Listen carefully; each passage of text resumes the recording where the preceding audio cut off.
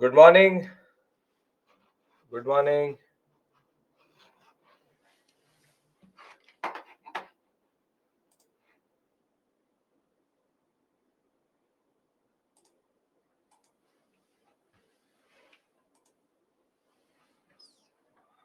Good morning. Good morning. Good morning. Good morning. I'm audible. I'm visible, right?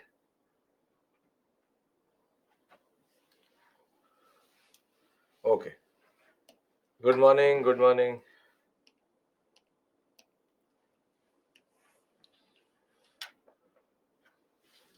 Good morning.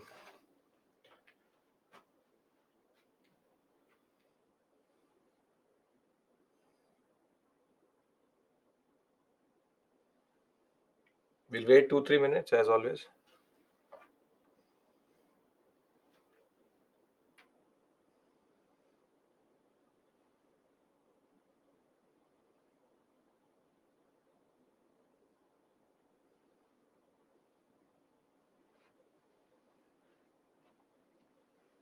Assembly hall college of priests used for.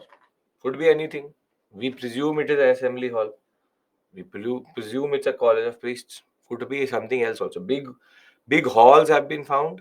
Could be anything.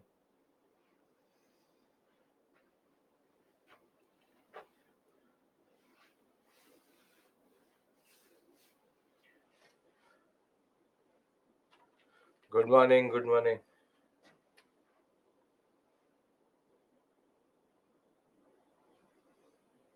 Ankur, they did use gold for jewelry. We'll discuss that when we'll discuss crafts in art and culture. Gold and silver was known to them.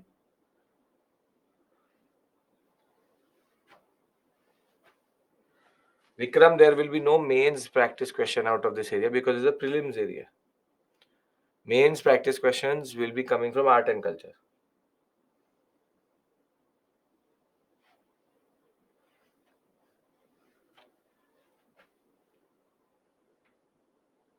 Ashwarya, it may be science and technology for you. I have no idea, but I'm taking Vedic Age.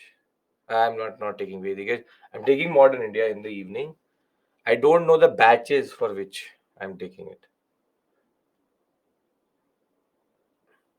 Indus Valley Civilization, how about marriages again with no textual references? Anchal is saying batch 7. With no textual references, we have no idea what it was. We presume that it may have been. You will find it in books. They will talk about a lot of things uh, about patriarchy, this and that, but all of that is conjecture. We can't really indicate anything with regards to that. All of it is guesswork. Intricate details you only get to know when you look at it via a prism of literature and things which they've written themselves.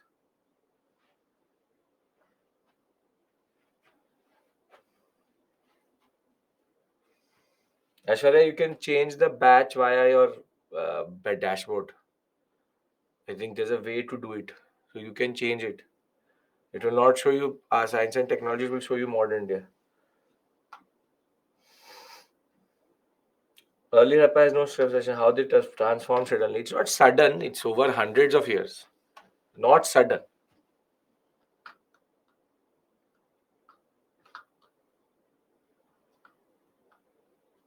Devanagari script is very late. Devanagari script is medieval India.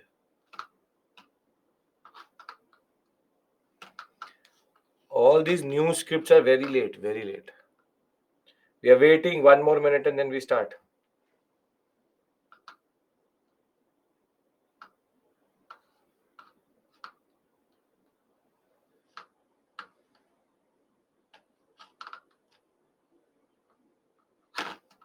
Again, Subhash, for some of you, it should not come as a surprise. Modern India is happening in the evening.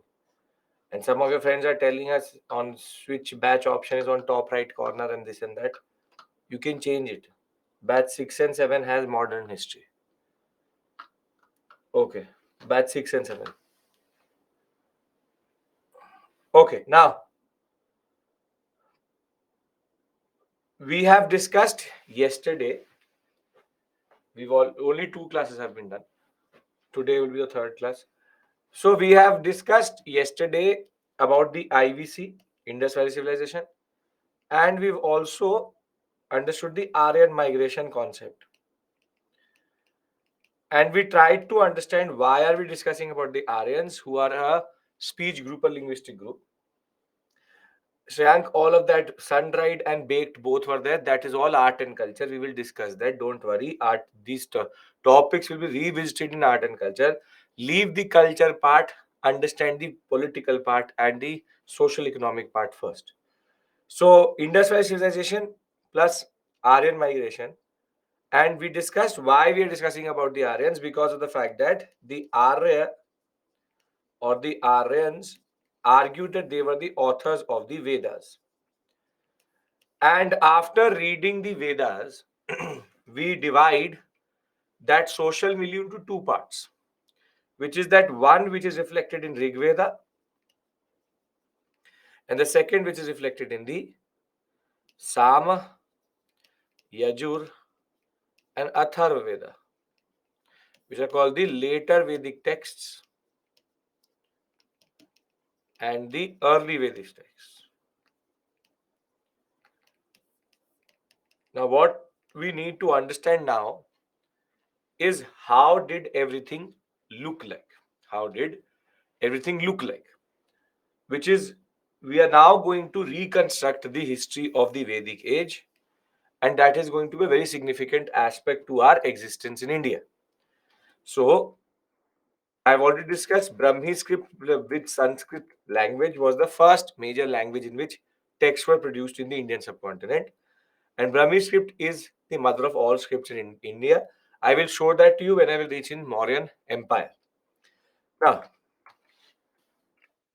let us talk about the early Vedic period. Now, in the examination, there is straightforward statement-based questions which come from this area.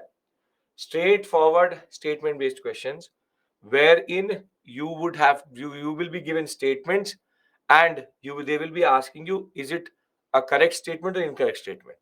Because early Vedic, later Vedic are very descriptive, very interesting periods. A comparative analysis and a characteristic based understanding of this early Vedic, later Vedic period is important. So let's first understand the early Vedic period. We are now discussing Vedic age. First, let's discuss the economic or the economy of early Vedic period. Now, if what was the occupation of the Aryans? What was the occupation of the Aryans? They were very good. They were cattle rearers, and basically they are what are called nomadic pastoralists. A pastoral economy is when you have cattle rearing and you look for different grazing lands.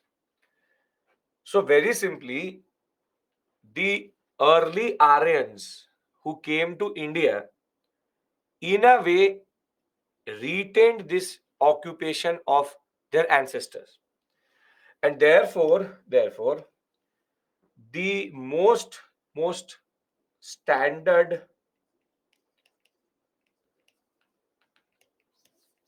economic activity was pastoralism. Pastoralism means animal husbandry, and with very limited agriculture. Though we have words in the Rig Veda which refer to what we call as agriculture, very limited agriculture we find. So in a way, they are retaining the agro-pastoral nature or the pastoralist nature of their ancestors. And one thing is very clear, that wealth, the unit of wealth, is, as it is, there's no currency. It is cattle, go. It is cattle. Whoever has more cattle is considered more wealthy. There is no trade, no currency, And in that sense, the Indus Valley civilization was more advanced. And this is the most interesting thing you need to understand, is that it is a regression when it comes to civilizational indicators. The Indus Valley civilization was modern, was extremely sophisticated, and it had internal and external trade. And this is why we believe that IVC had no connection with the Vedic age, because the Vedic age is a regression. There is no trade, and we have basically come back to the point of being pastoralists. Cattle is not bought, it is exchanged. And they will fight with each other for cattle, which I'll come to that when I talk about political. So there's no currency, there's no trade. Regression means going back. Progression means going forward. It's this way. No trade is basically a regression, going back. Because the economy of the IVC was very sophisticated. That is not true for the early Vedic period. Now, pastoralism is there with limited agriculture. Unit of wealth is cattle. There's no trade and there's no currency. So, in a way, it is believed that the society, though divided according to occupation, is egalitarian. Which is that because there is no concept of land or there is no concept of money, and because it is based on cattle rearing, there's a little bit of an equality in the society. If they have migrated, not invaded, they would not build upon IVC knowledge. No, because they have no interaction with the IVC. Didn't we found archaeological sources of education institutions IVC? No, we have not. College of Priests, it's College of Priests. That is something totally different. So scripture, they had a language, we don't know what they wrote. IVC is a gray area because we don't know their language. So please understand this point. Please understand this point. That pastoralism plus limited agriculture is their basic indicator. Unit of wealth is cattle because they're pastoralists. And the society in economic terms is equal because cattle more or less everybody has. And you already know that agriculture is the poison which basically creates inequality. So because there is limited agriculture, you can see that there is a little bit of simplicity in the economy itself. Now, can I talk about polity, and then you will actually understand how this society is actually more and more, or this polity is even more interesting. I unable to understand how IVC could decline and that progression. Again, I'm discussing in the terms of Indian history. That if IVC was a very advanced civilization, Vedic age was a regression when we talk about civilizational indicators. It's not that they were interacting. Please understand this point, because a lot of you are not able to wrap around your head that IVC could decline independently and the Vedic people could come in independently. So please understand this point, that this can happen. There could be very limited interaction between the IVC and the declining IVC and the coming up of Vedic age. So that is not something which is given. While first urbanization is Indus Valley civilization, this is not an urban civilization. This is not an urban civilization. This is not an urban culture. So their Aryans own. It's not owning cattle. It's about controlling cattle. Please again remove your notions of 2023. You don't always need to own cattle. You can also have cattle as a community. So the unit of wealth is not about who has more cattle. It's about that the wealth of the community is the cattle itself. So please understand that it's just that because they are pastoralists, they will exhibit egalitarian politics. One of you asked me that your anthropology teacher somehow is saying that Indus Valley civilization is egalitarian, and this is the argument which I gave you, that in agricultural societies egalitarianism is very, very rare, and it is very problematic to argue something like that. So they can write anything they want to, they can argue anything they want to in anthropology, but that does not become true automatically. In agricultural societies, there will always be complexity in society, and that automatically indicates to the concept of a stratified society. It's a stratified society. Let me talk to you about polity, and you will understand what is the basic scene. So don't predict, stop predicting, listen to me. So I'll tell you, they indulged in war and conflict. I'm coming to that. Okay. Economically, pastoralist, limited agriculture, wealth, no trade, wealth is cattle, no trade, no currency, and society is egalitarian. Now, one more thing which you need to know economically is, and this is what makes Aryans for sure not Indus Valley people, is that the Vedic Aryans or the early Vedic people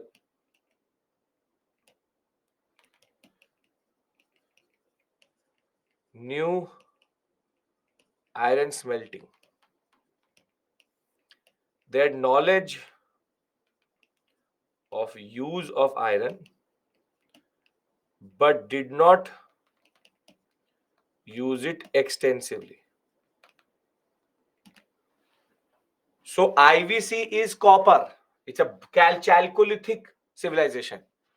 They are really a next stage, because Vedic Aryans, when they were migrating, these nomadic pastoralist people knew how to have or how to smelt iron.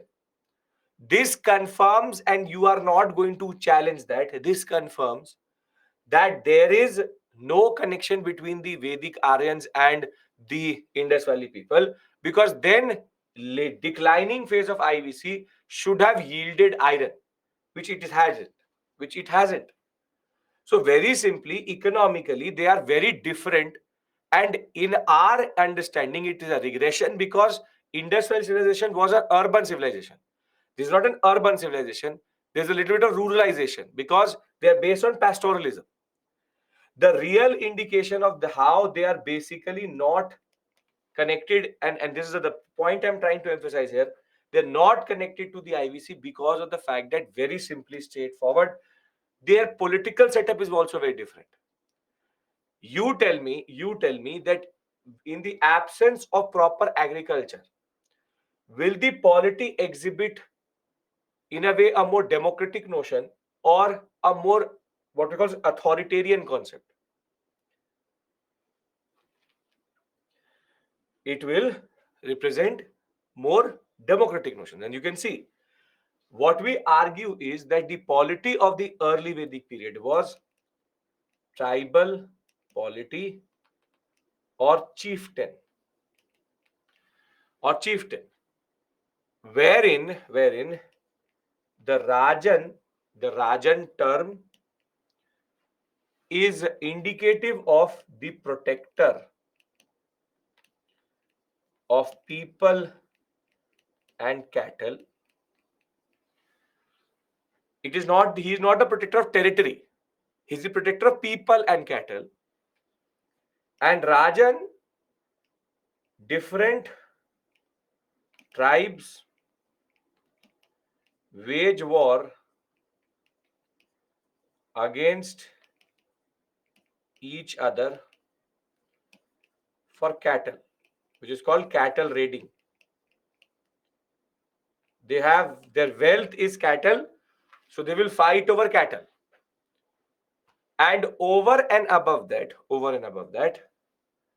Rajan is non-hereditary and selected by the tribe for his experience and age. And more than that, more than that. Rajan, no taxation, and the only thing which exists is a thing called Bali, in which it's a voluntary offering to the king out of respect. Out of respect. It's a voluntary offering. It's not that you have to always give something to the king, to the Rajan. If you want to, you can. If you don't want to, it's totally your call. You respect the Rajan, you can give something to him. It's a voluntary offering. So, very simply, you can see that the Rajan is a term which is used for a tribal chieftain. For a tribal chieftain, the terminology which is used is Rajan. And that Rajan does not indicate of a king, but of a chieftain. Please don't complicate it. I can see all of you writing in the chat box.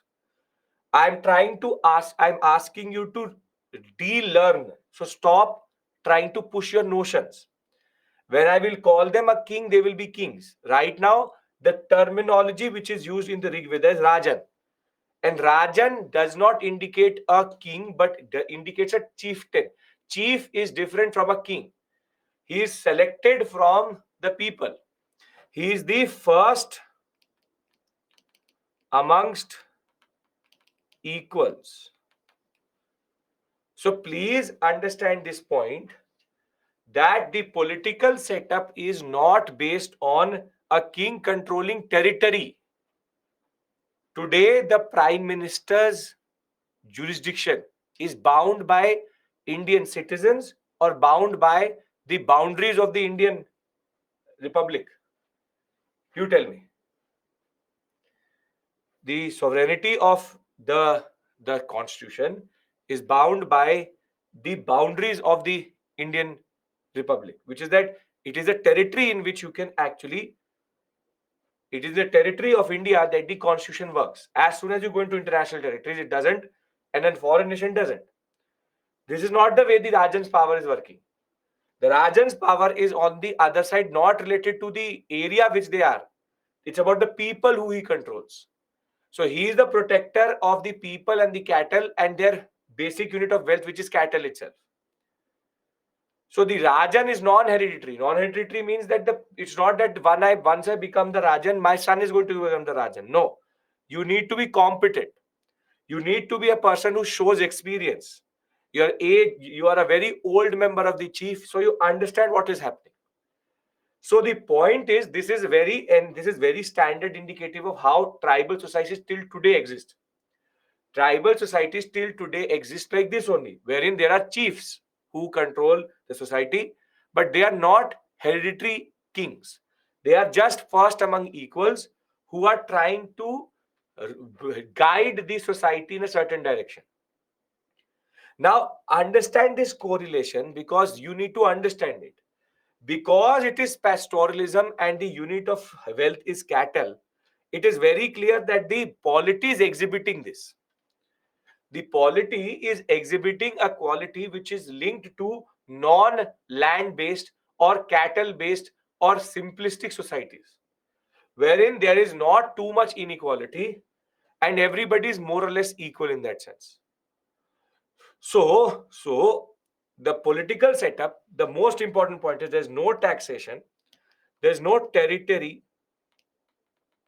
only people. And over and above that, the Rajan, his job is not to rule, but is to guide the people. But it's not that the Rajan was the only institution of administrative control or political setup. Under the Rajan, everybody is following me till this point. There are three councils. Everybody is with me till this point. Eldest and most experienced, as per NCRT, sure. NCRT is not going to say something else. Okay.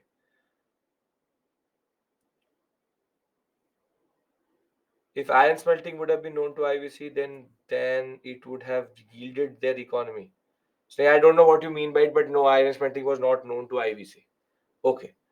Now, when we talk about the Rajan, it's not that he is the only political institution.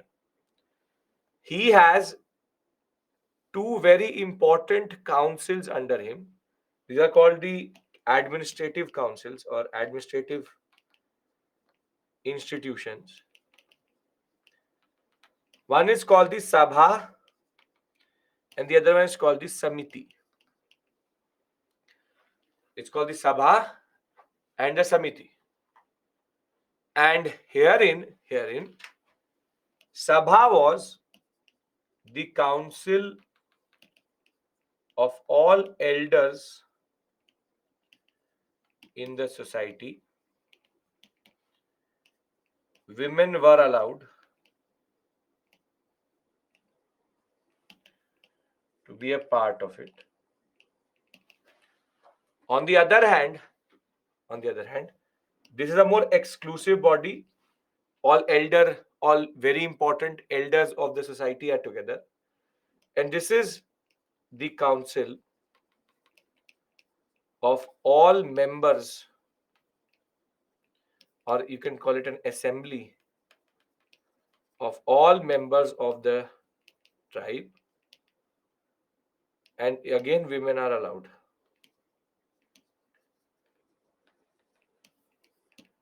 Very simply, this is an exclusive body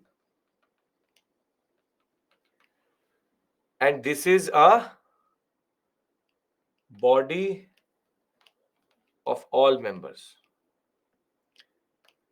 Can you see a parallel in our Panchayati Raj institutions? In our Panchayati Raj institutions, what would be equivalent to the Sabha? What would be the equivalent to the Sabha?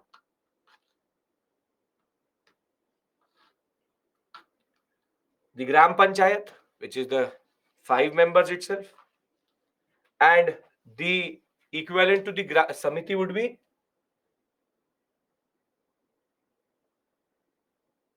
Very good. Gram Sabha. So, by becoming or being on the electoral roll of that Panchayat, you become a part of the Gram Sabha and you can get elected to the Panchayat from the same body. So, the Panchayati Raj institutions actually exhibit this type of democratic institutions. And these are called the earliest examples of democracy.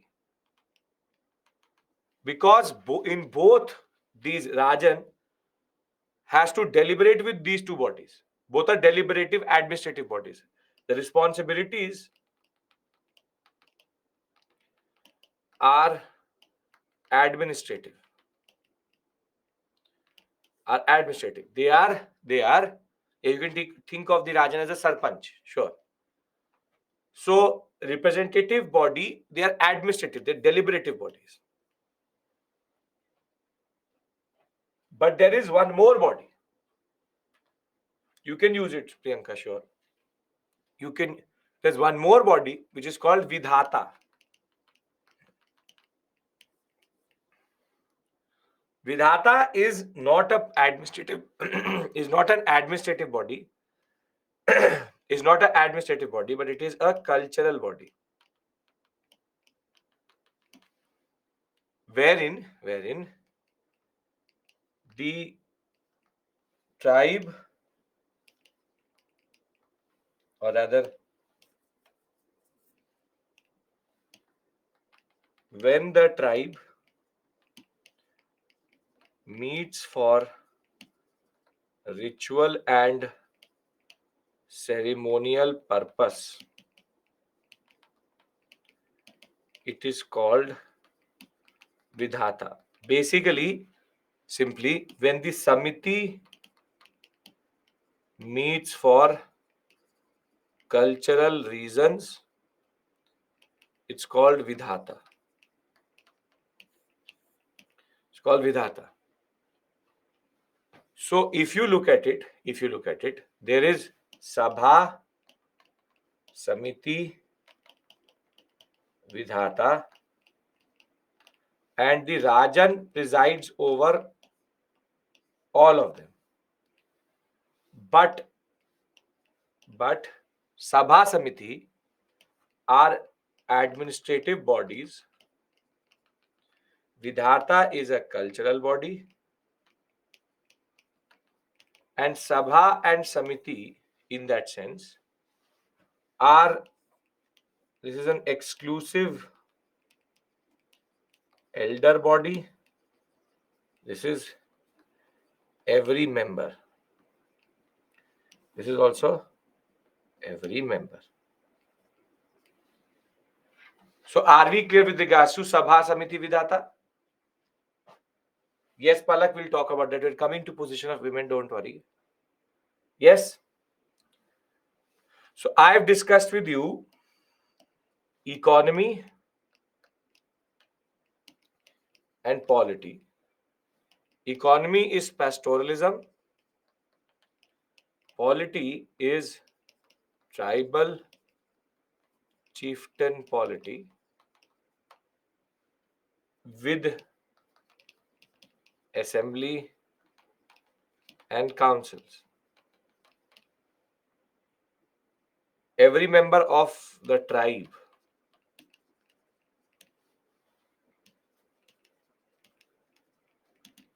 in Samiti, kids are also involved. Munna, now that is something which I presume you would understand, that kids would not have a say in deliberating bodies. It is, don't make me write adult members of the society. This is presumed. And women had access to all these bodies. Women are there, all three. Now, this brings us to society. Now, when we talk about society, if there was equal society, so it is possible women got the status of Rajan. See, egalitarianism does not mean that it is non-patriarchal. Please understand this point.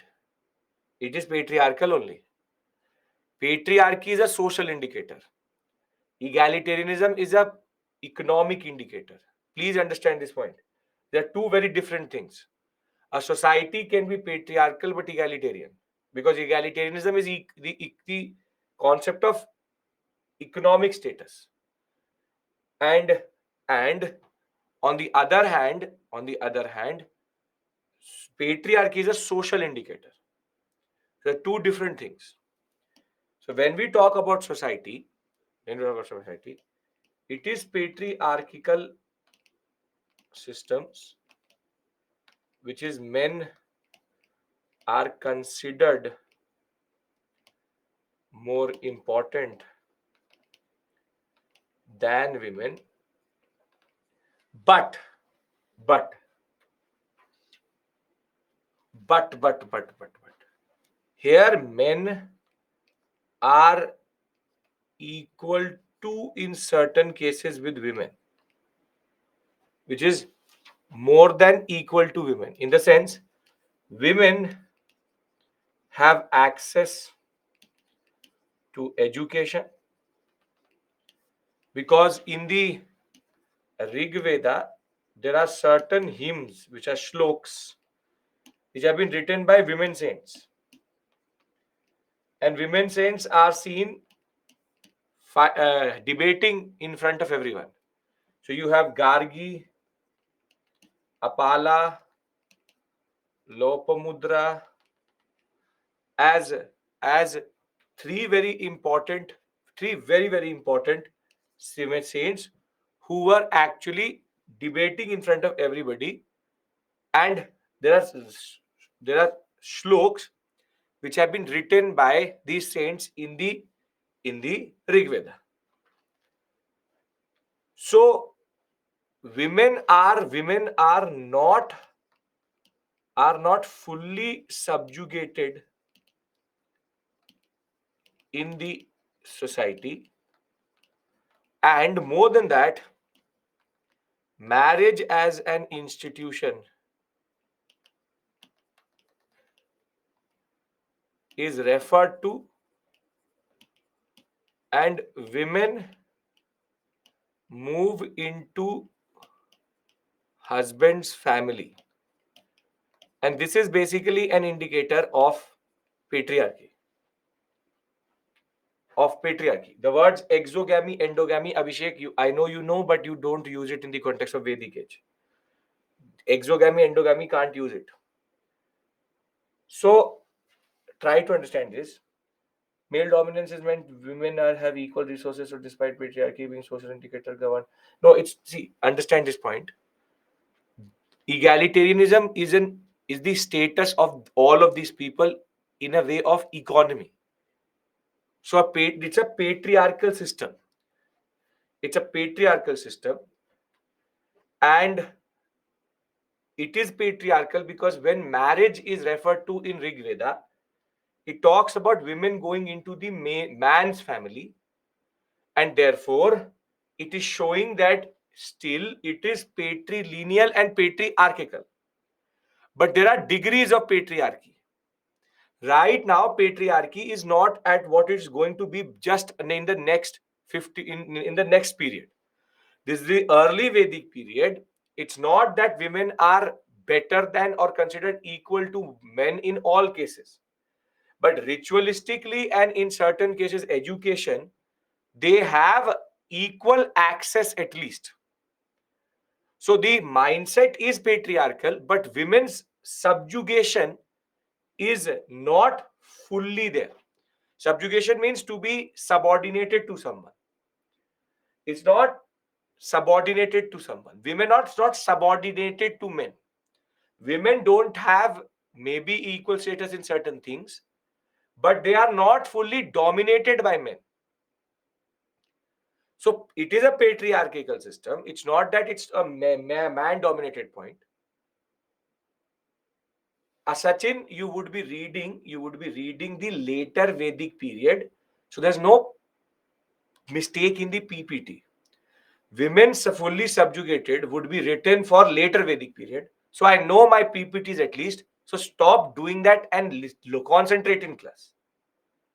So the first point you need to understand is there is patriarchal systems, and it cannot be so hard to understand that there can be patriarchy, but still women have a little bit of rights and power which they may not hold later. And one more indication of how patriarchy is still not at full blown power is that within marriages they are referring to polygamy and polyandry. Polygamy and polyandry are very interesting words. In a way, polygamy is a person having, be it male or female, having multiple partners. Polyandry and polygamy means that both men could have multiple wives, but women could also have multiple husbands. So the point is that maybe on the ground it would not have been possible, but the Rig Veda talks about it. Rig Veda talks about it. So understand this point. Women's subjugation is not full at this point of time. I will show you the PPT, Akula. Don't worry. Listen to me. Okay, it is in the PPT is written this. But listen to me at least. We'll come to that. I will read the PPT out in front of you. So first things first, it most probably be in the later Vedic period. In the Vedic period, early Vedic period, there is a certain type of access to women to education, to cattle, which is economic resources, and they are not fully subjugated. So, अरे यार यहाँ बोलो ना, tell me that I've written it down. Women are not fully subjugated. Tell me, you are saying that it is written in the PPT. Say that I've not written not fully. So, not fully. Okay? Now, listen to me. Society, patriarchal. So most of your writing, it is written in the PPT. Say that, sir, you have wrote. I know how to write English. Right? Say, sir, you've wrote down the wrong thing. You're saying it is written in the PPT. That means that PPT text says that. Society, patriarchal system. Men are still better but not fully better or subjugating women. Polyandry and polygamy are words used for marriage systems in which multiple partners can be there for both men and women. Can I talk about religion and then you will understand why this system is like this? And I'll summarize everything for you. It's not hard to understand. Try to understand. We are understanding the basic indicators here. Okay. And I hope that you understand how can a egalitarian system, not fully egalitarian, but egalitarian system, how it can have a system in which the society is patriarchal. I hope you're understanding that these are two different words. Egalitarianism, which is limited egalitarianism or egalitarianism, and patriarchal systems. Patriarchal systems is mindset, access. On the other hand, egalitarianism is how we see the society itself with vis-a-vis indications to one another. Now, when you talk about religion, the religion at this point of time is naturalistic religion based on gods who personify nature. So, for example, Indra, Varun, Aditi, Agni. So, Vayu. These are the gods which are referred to, which is Indra would be the god of thunder, Varun, Agni, Vayu, air, fire, water, Indra. Aditi is considered the ultimate power, a woman goddess who embodies the nature itself. So there is still no proper ritualistic centric religion. It is about revering nature. And therefore, Som also, if you want to, Som, we don't have to learn that. It used to be something important, not important. Now, the point is religion is indicative of a certain type of openness. A certain type of openness, wherein there is no rigid, bound, proper ritualistic processes. So, very simply, Som is sun. So, very simply, the point is that the early Vedic period is showing us that the society is a little bit egalitarian. Women still have access to things. And this is going to drastically change very quickly. So, just to read it out from the PPT itself, I want to then summarize this section because understanding later Vedic and you will understand the that is Chandrama, not Som is sun. Chandrama is moon. Okay.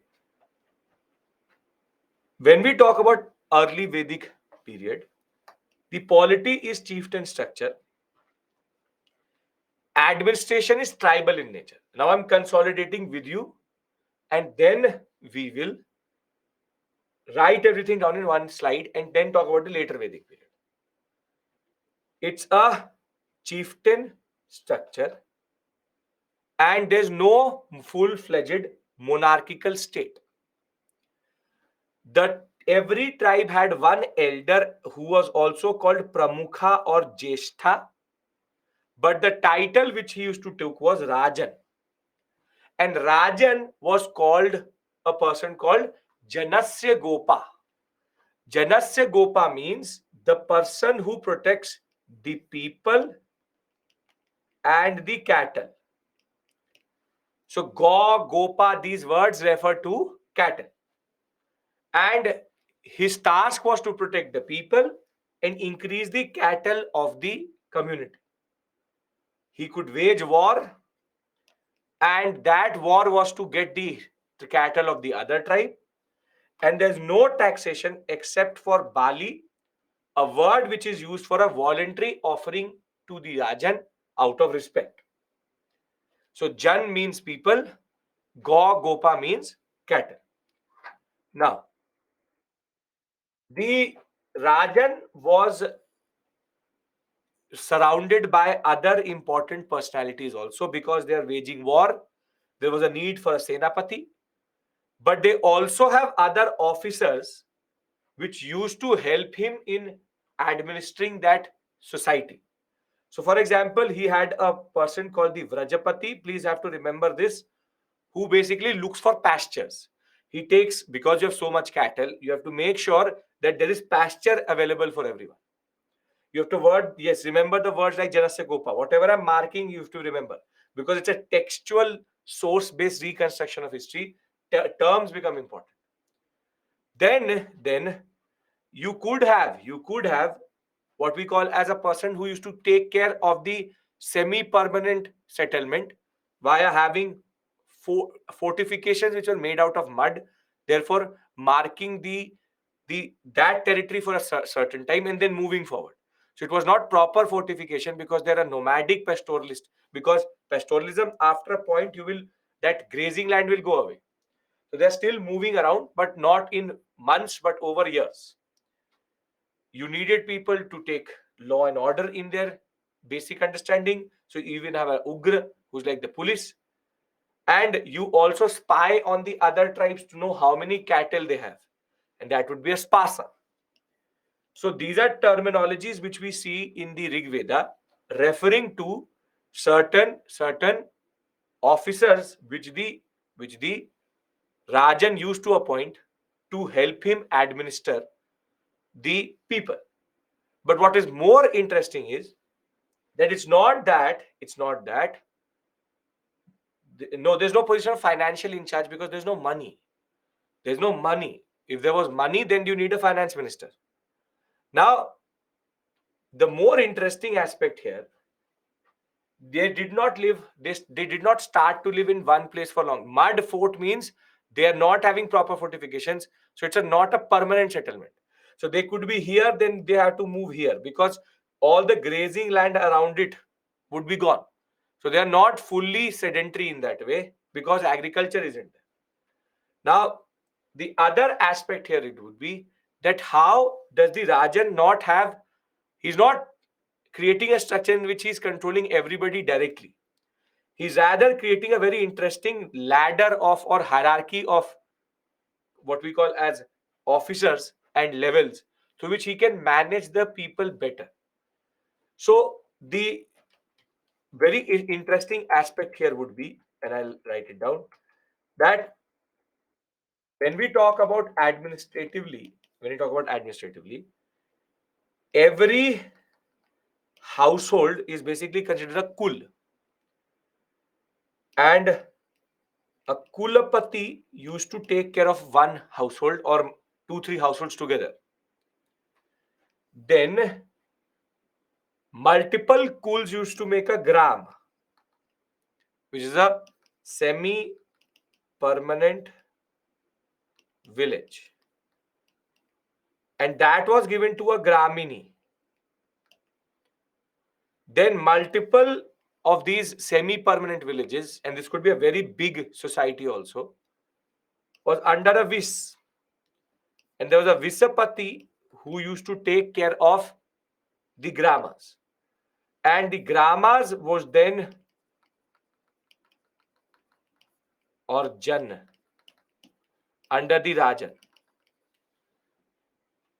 So kul means one family. So very simply, a rajan could control multiple vispatis, and multiple vispatis could control graminis, and graminis then could control multiple kulapatis. So you are seeing that this is basically decentralization of power. That you don't need the Rajan to go and speak to every person who is there. He will just talk to the Vishapati. Is everything fine in your Vish? He'll say yes. The Vishpati is then going to talk to the Gramini of his area. He will say yes, everything is perfect. And then they will go to the basic unit, which is Griha. Griha means household. So think of it like this. Think of it like that. The Rajan would be the governor. Vishpati would be the, what we call as you can say district, which is IS officer. Gramini would be very simply the sarpanch, and the Kulapati would be the head of the household. So it's very simply a very sophisticated system, even in a tribal system or tribal setup itself. And it's not that they did not have multiple institutions which were deliberative bodies. You have the Sabha, which is a small elite gathering of tribal elders. You have the Samiti, which is a larger assembly of all members presided over by the Rajan. And then you have Vidhata, which is basically when the Samiti used to meet for socio-religious, ceremonial, and ritualistic purposes. It is called Vidhata. Now, economically, animals such as horses, goats, sheep, all are mentioned in the book Rig Veda. But wherever you find the infix, which is prefix or suffix go, it means that it is referring to cattle and cattle raids. There's very rudimentary agriculture because words related to agriculture still are referred to in the Rig Veda, such as Vap, Kish, Phala, Langala. But the name, the nature of agriculture is very limited. It's not extensive agriculture. We have reference to multiple occupations also: warrior, priest, cattle rearers, farmers, hunters, barbers. There's multiple ways in which they are helping the society.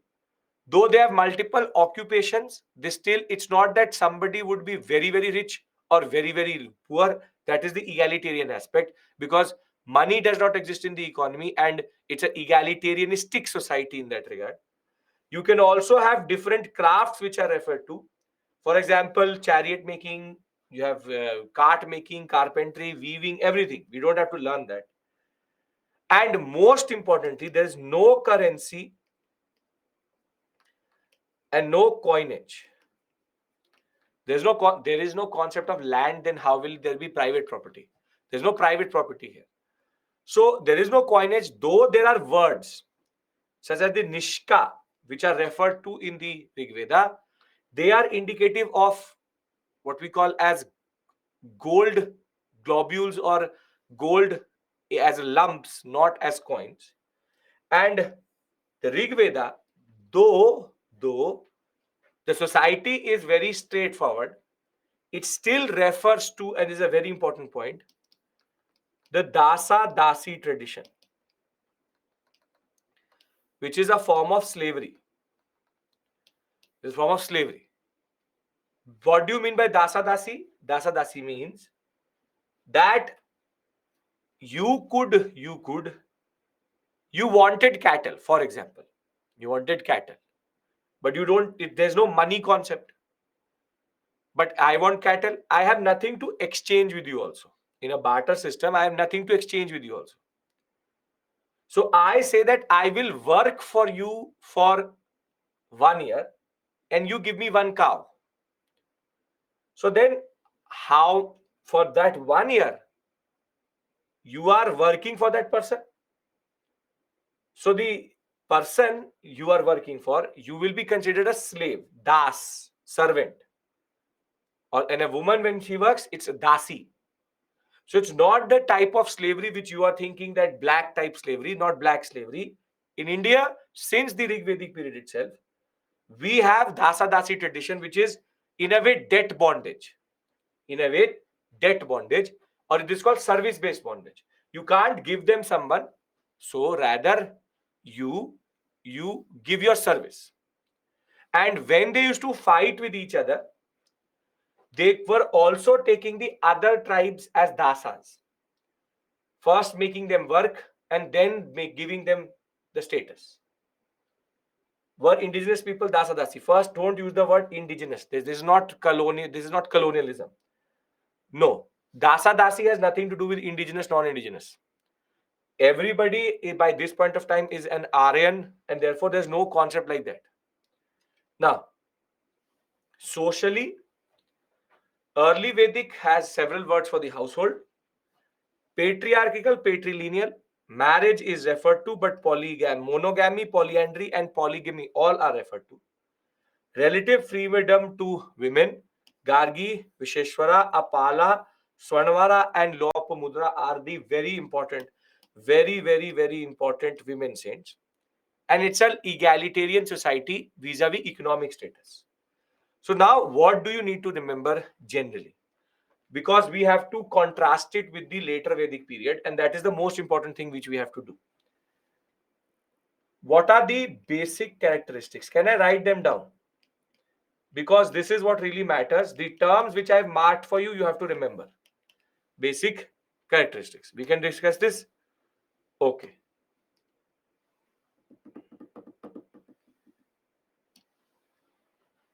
Now, basic characteristics. First is pastoralist economy.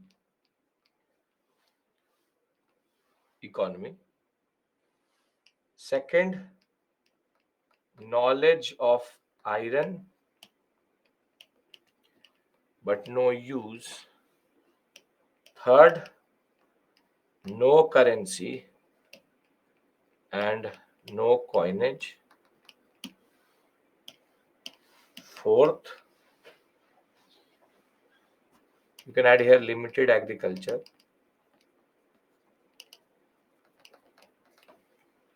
Thereafter,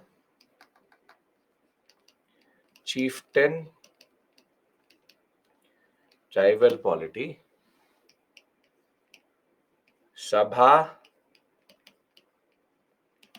samiti, vidhata, early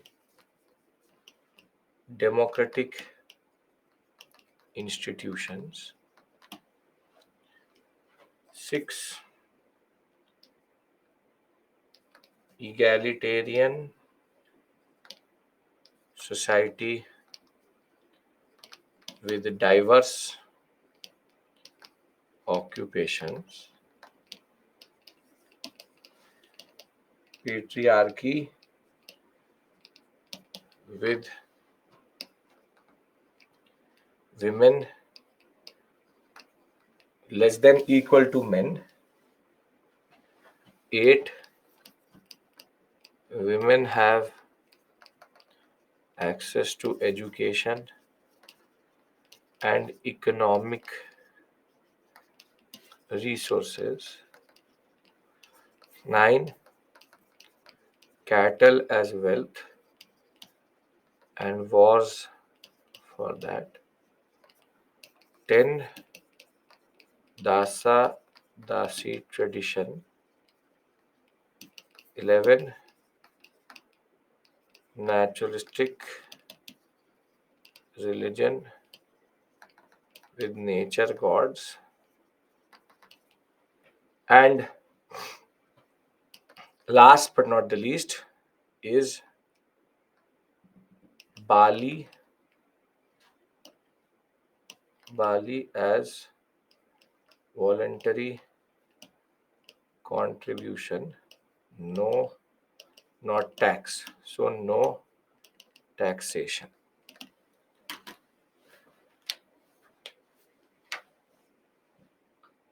Are we clear with regards to these 12 points? Because I will then contrast it with later Vedic also, and you will see that it is extremely important to understand it in that context. What is naturalistic polytheism? This is what is called naturalistic polytheism.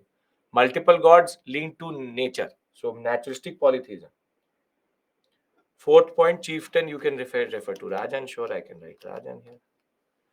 Okay. Patriarchy with relative freedom to women means women of rich household were allowed to. No. Again, Aniket, I'm telling you it's an egalitarian society, then rich and small, how it is coming.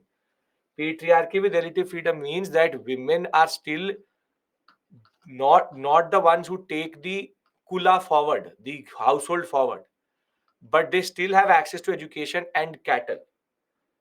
So they know iron, but they're not using iron.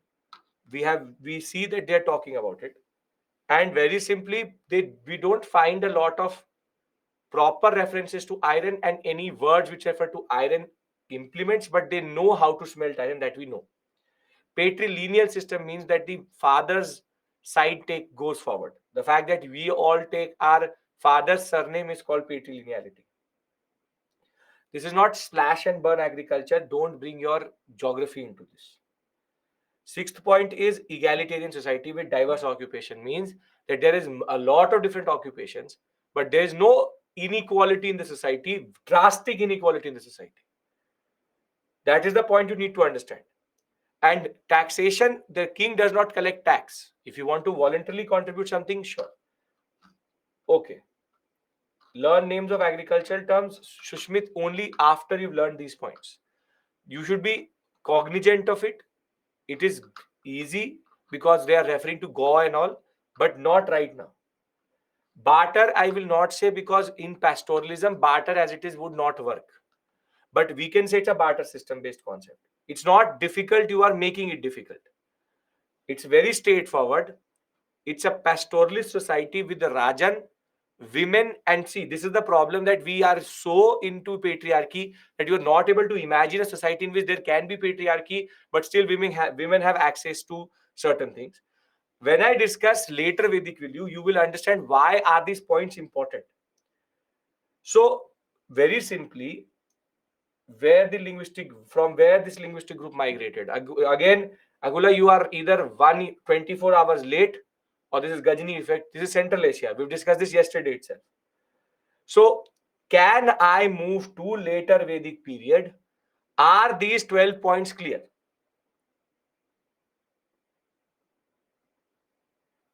If in the examination these 10-12 points are written, you will be able to associate them with early Vedic, right? Okay. What about ownership of property, ownership of cattle, individual considered? Again, ownership of property can't be there because land is useless to them. Cattle is not owned by the community but by the kul. So, in a way, they all own the cattle together because the cattle gives them what they want as a community itself. So there has social income, wealth inequality. Again, using big fundas and not knowing what you're saying. When I'm saying it is egalitarianism, then how can be there social inequality? Inequality is socially is not there. I'm saying economic inequality is also not there. That is what I'm trying to argue.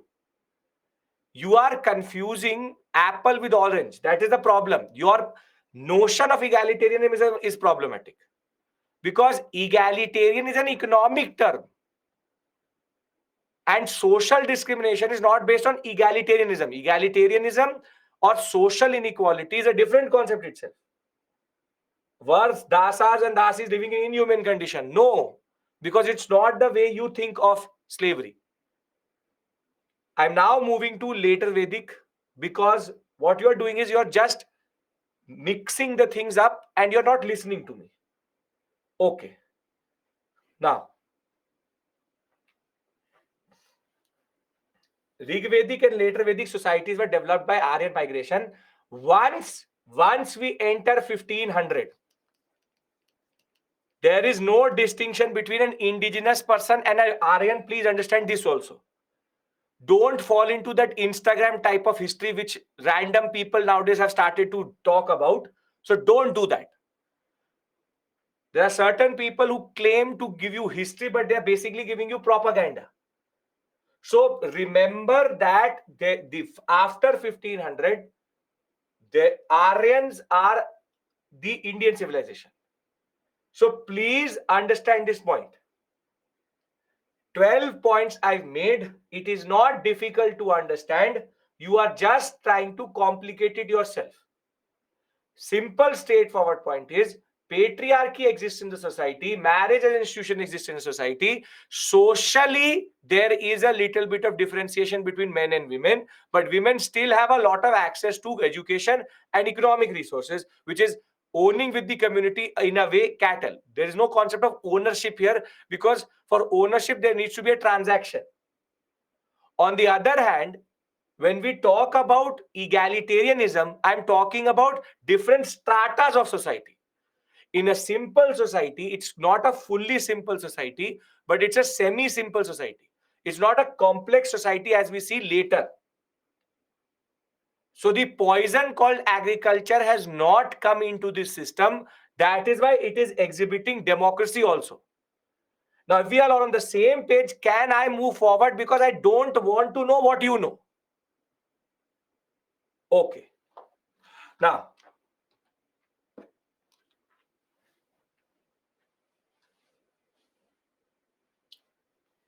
again, but sir, written in book about inequality because conflict of cattle, distribution of war booty. And war booty is cattle only. And conflict for cattle is not because of inequality. It is a political act which the Raja needs to do. So when did political actions have economic basis? Again, listen to what you're writing. Inequality has nothing to do with cattle raiding. That's a political activity of the society. Okay. Again, Monalisa, don't use the word Manu Smriti, Smriti, Puranas. Nothing like that text has been written at this point of time.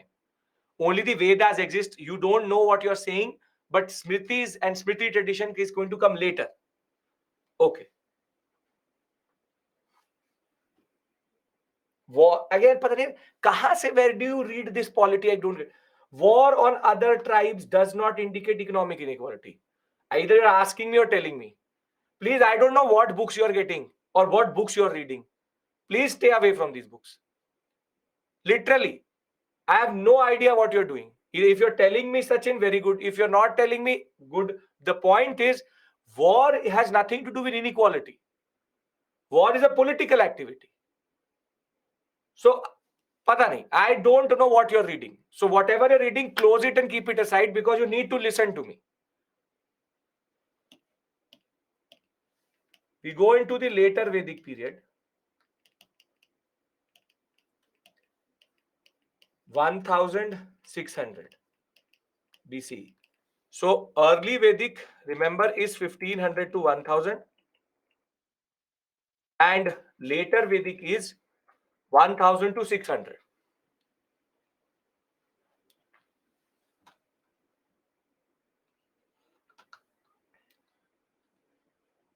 There is Dasa Dasi system. How will it become egalitarian?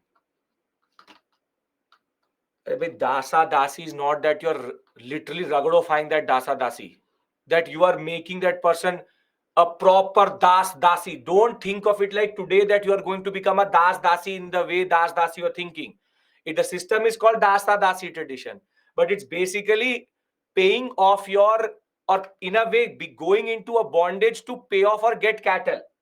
So it's not that you are going to go into black slavery, that you will be whipped together every day, dragged through the it's not that. Modern notions are coming. Dasa Dasi can be a servant.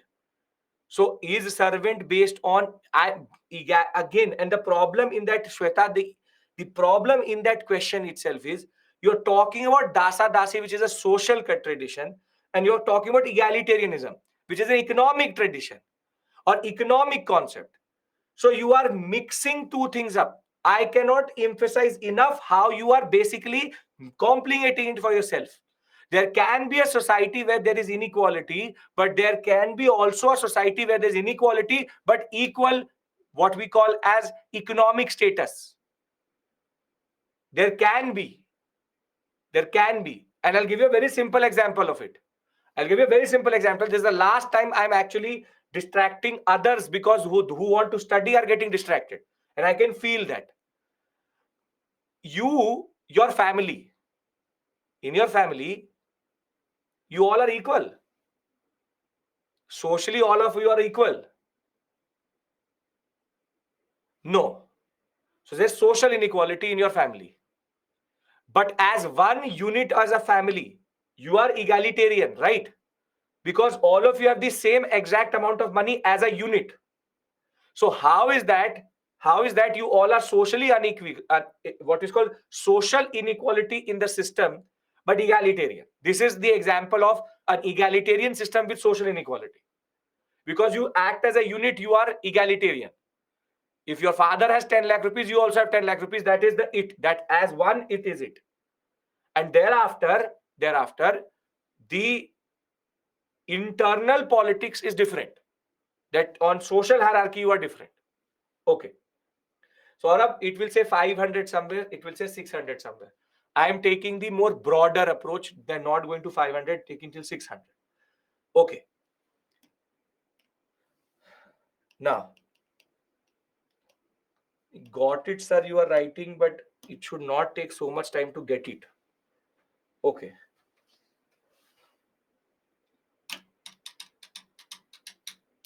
Economically, they are equal in saying yes.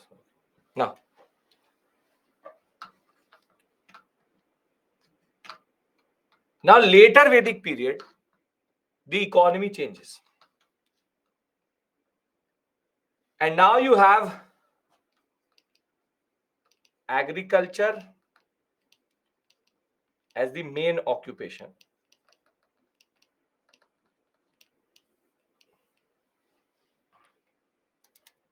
And see, agriculture complicates everything. Agriculture complicates everything. You already know the thumb rule, which is that agriculture will lead to surplus, will lead to complex society, will lead to early state formation.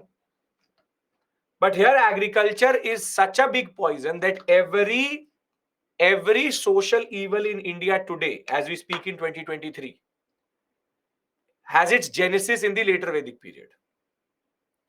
How? Now the unit of wealth will become land, and with land will come the notion of private property. See, no currency is still there. All is barter system. Iron use will increase and become common. So basically, Iron Age in North India starts with the Vedic period. But with agriculture, inequality and holding land are important activities of the household. So inequality in society based on economic wealth. Economic wealth. But the real change doesn't come here. The real change comes in polity. For the first time in Indian history, till we don't know what the IVC was talking about, for the first time in Indian history, monarchical systems develop, wherein the Rajan is now a hereditary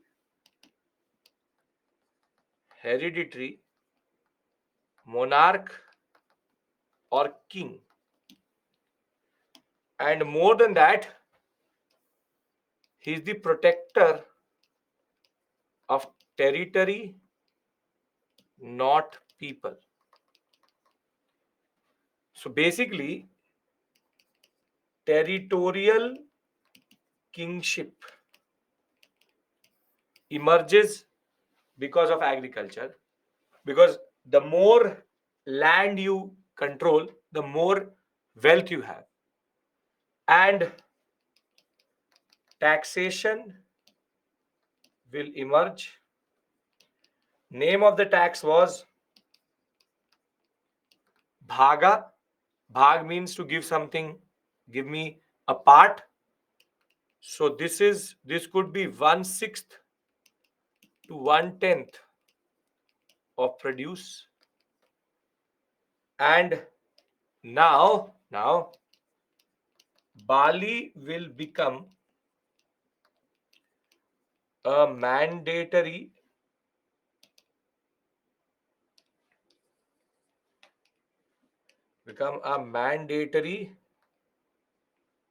offering to the king. So Bali used to be voluntary. Now two terms are there, Bhaga and Bali, which have emerged in that sense.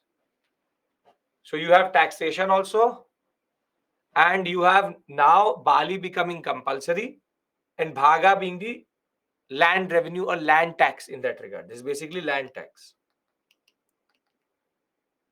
Rajan is hereditary, means that dynasties will emerge wherein one family controls the polity.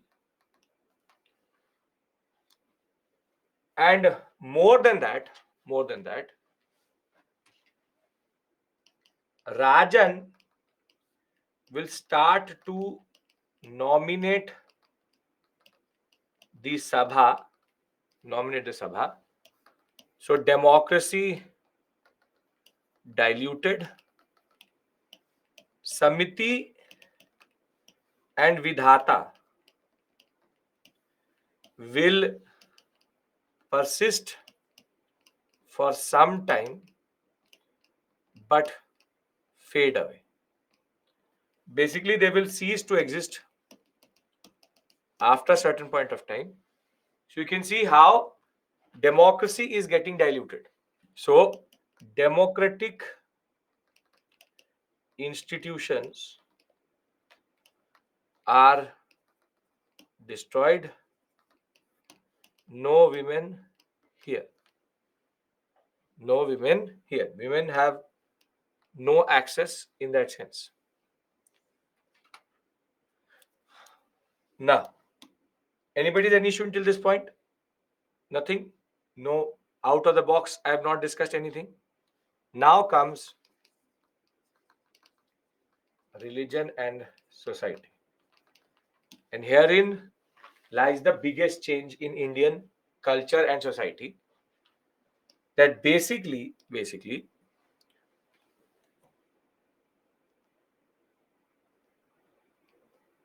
Vedic Brahmanism will emerge as the first institutionalized religion in the Indian subcontinent. And Vedic Brahmanism is early Hinduism in a way, in which it is based on the reading of the Vedas. And the most important feature of Vedic Brahmanism is rituals and sacrifices. Any issue you have, you do a ritual and you do a sacrifice. That is the most important feature of Vedic Brahmanism. The Vedas will tell you which sacrifice, which ritual. And these are expensive and not available to everyone. And therein lies the next most important change. Vedic Brahmanism produces fourfold Varna system. Fourfold Varna system. Brahmin, Kshatriya, Vaishya, Shudra. The knowledge system, the knowledge will be held by Brahmins, knowledge, rituals, etc. Kshatriyas are the warrior group. They are the merchant and farmers and what we call as commercial class, and in Vedic terms, these are the maintainers of society. But why is this structure problematic? Because it is a rigid system. No social mobility, and it's a discriminatory system. Shudras by birth will be warrior and ruling class. By birth will be socially excluded and socially discriminated. Now, for the people who are very good specialists of social issues in India, sociologists themselves, don't use the word caste by mistake in the chat box. There's nothing called caste. I will tell you caste what it is. So you don't give me big fundas right now. I will tell you what is caste and all when I will reach there. So you know it. I will tell you the evolution of it. So caste, this, that, jati, don't use these words.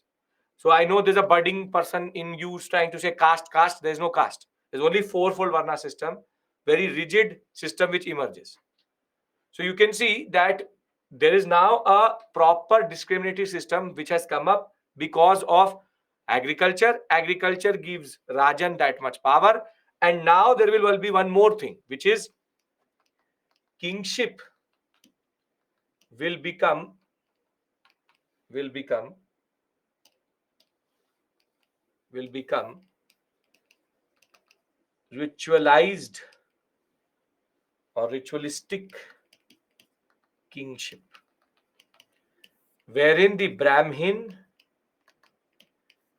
and the Kshatriya will go into a certain symbiotic relationship, wherein the Brahmins get access to power and wealth, and on the other hand, the Brahmins justify the rule.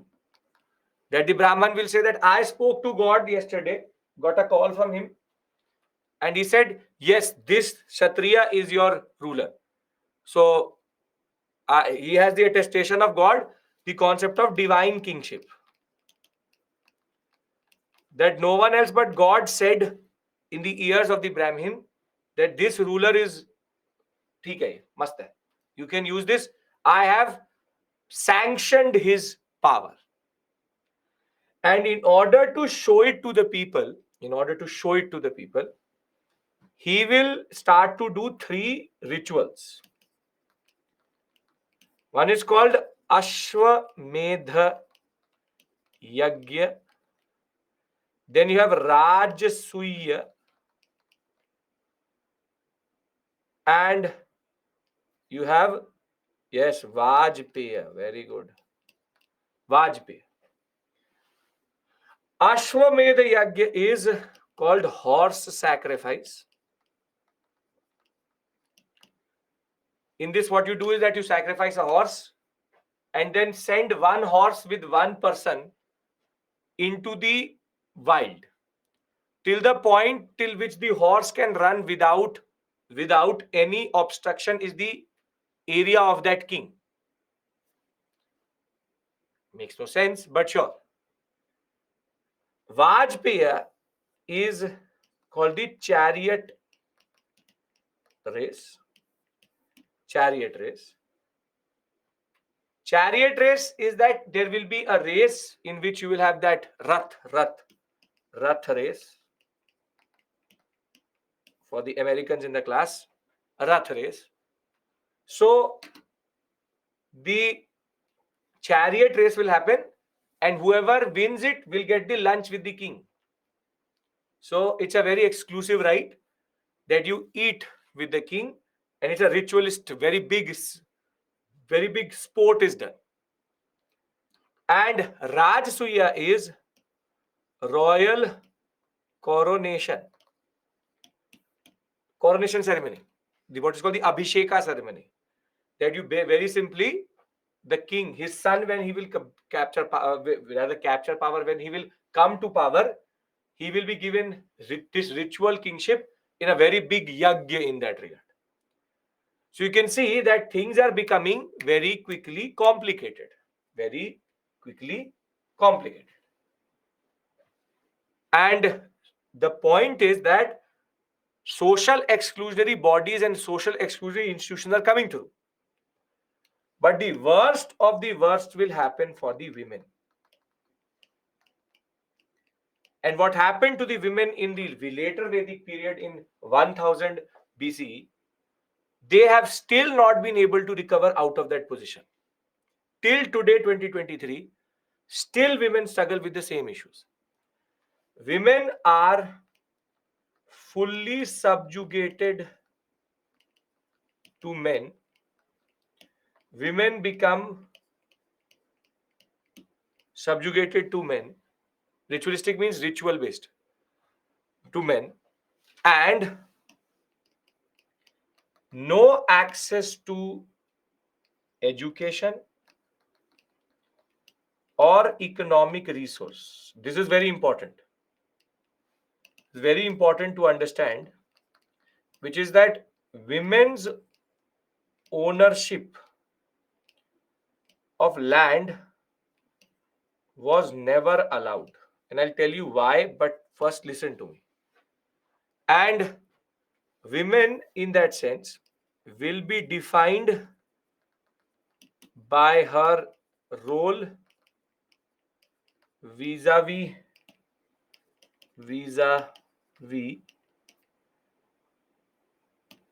vis-a-vis the husband, and the women are now fully socially excluded. Socially excluded. Now I'll tell you why. And this is the genesis of women's struggle against Indian society. And remember, in agrarian societies, women always are subjugated. Always are subjugated. Women will be defined by the role, basically means she will be defined as a wife, she will be defined as a sister, as a mother, but never as herself. And agrarian systems, this is why I tell you that agriculture is slow poison, the poison which got in a way into the Indian society at this point of time, literally destroyed everything. Now, do you want to know why do agrarian societies always subjugate women, and how women in India, in a way, what is the genesis of that issue which we have today? And the reason is a very simple, straightforward point, which is fragmentation of land. See, previously, women were given access to cattle because cattle was in a way community owned. In a way.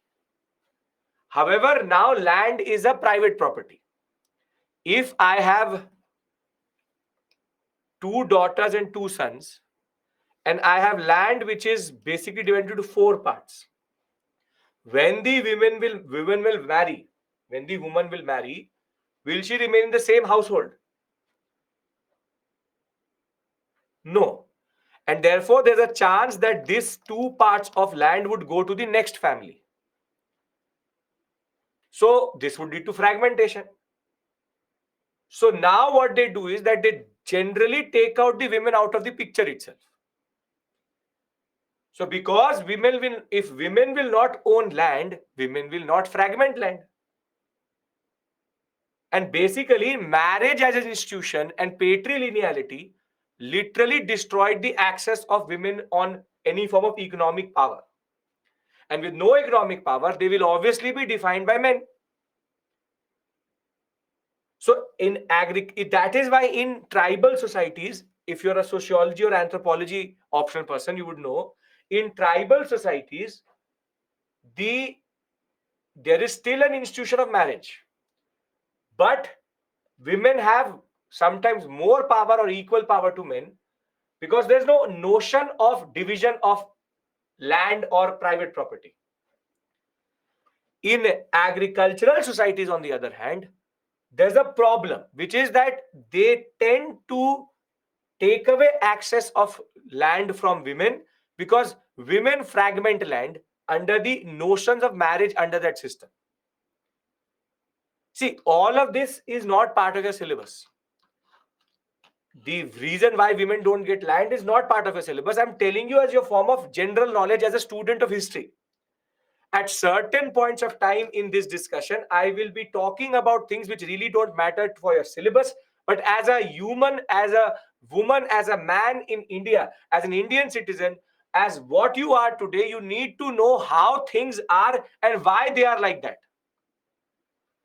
So it's not that the see for a lot of people, and for a lot of people until today, you will see it in the newspaper. It's very easy to blame things on the British. That this is there because the British did it. This is there because the Mughals did it. This is there because this did it. But the answer is that it's not that easy. All social institutions which actually are problematic today have genesis not in the Mughal or the colonial period. They have their origin in the ancient period, in the later Vedic text itself and the later Vedic period itself. You may like it or you don't like it, that doesn't really matter to me. But the genesis of all social exclusionary bodies, institutions, and the subjugation of women, unfortunately, was grounded in the later Vedic period with agriculture becoming the mainstay. And the fourfold Varna system, which will later evolve into a much more complex concept of caste, which I will discuss with you in the post-Mauryan period, there is a certain correlation between agriculture, land, and the concept of kingship. Now do you get it why I told you that agriculture will always complicate things? Because agriculture makes land important and we are obsessed with land. Son, father, son, any combination of relationship you can take, and in India you would be ready to kill that person for land. Every day that happens in India, it's not something new. And that is the genesis of the problem. So the later Vedic period is a stark contrast to the early Vedic period, because in one go the whole system changes because agriculture becomes the mainstay. So can I now give you a table in which I can write early Vedic and later Vedic together? We take a break and then come back and take the story forward to Mahajanpada and Janpadas. Yes? No access to education, economic resources. Women ownership of land was never allowed. Okay. Now, note there's no trade. There's no trade. Trade still does not emerge. No trade. We'll come to that. Emergence of monarchical systems. Later Vedic texts reflect a transition from tribal polit to territorial state. Rajan is now leader in battle, protector of the settlements and of the Brahmins specifically. He's the custodian of social order, and hereditary kingship has now emerged. There's ritualized kingship under which Ashwamedh, Vajpayee, and Rajsuya sacrifices are happening. And the Vidhata completely disappears. Sabha Samiti continue to hold ground, but over a period of time, Sabha will be chosen by the king and Samiti will disappear. Now, because tax is important, there will be Bhaga, 1/10 to 1/6 of the total produce, and a person called Sanagrihiti is going to go and collect that tax for the king. So that's a specific officer for tax collection. Now, the terms also start to reflect a certain administrative order, which is that you have a person called the Bhagadhuga, who basically Rajasuya is royal coronation, Vajpayee is chariot racing, Ashwamedh is horse sacrifice. So Bhagadhuga is the one who collects the taxes. Sanagriti is going to be under the Bhagadhuga. You now also start to see certain very important positions emerging. wherein justice was becoming important in an unequal society. So you have this Thapati, and the forts and the city are now permanent. So Purapati, Gramini is the same. Suta is the one who is basically the king's historian. He will write the history. And the most important, Ashwapa, which is a accountant, because money needs to be kept under control. Now, the ones which I'm marking are the ones which you learn first. Once you've learned these five, then only you move to the next set. There are certain areas in ancient where there are multiple terminologies. Now, obviously, you can't learn it in one day. My only suggestion you to is going to be that together, maximum the total number of terms would be 30, 40 maximum. Learn one each day and try to look for a logic in the word, and you will automatically understand it. For example, see, Bhagaduga is very easy because Bhaga is written in it also.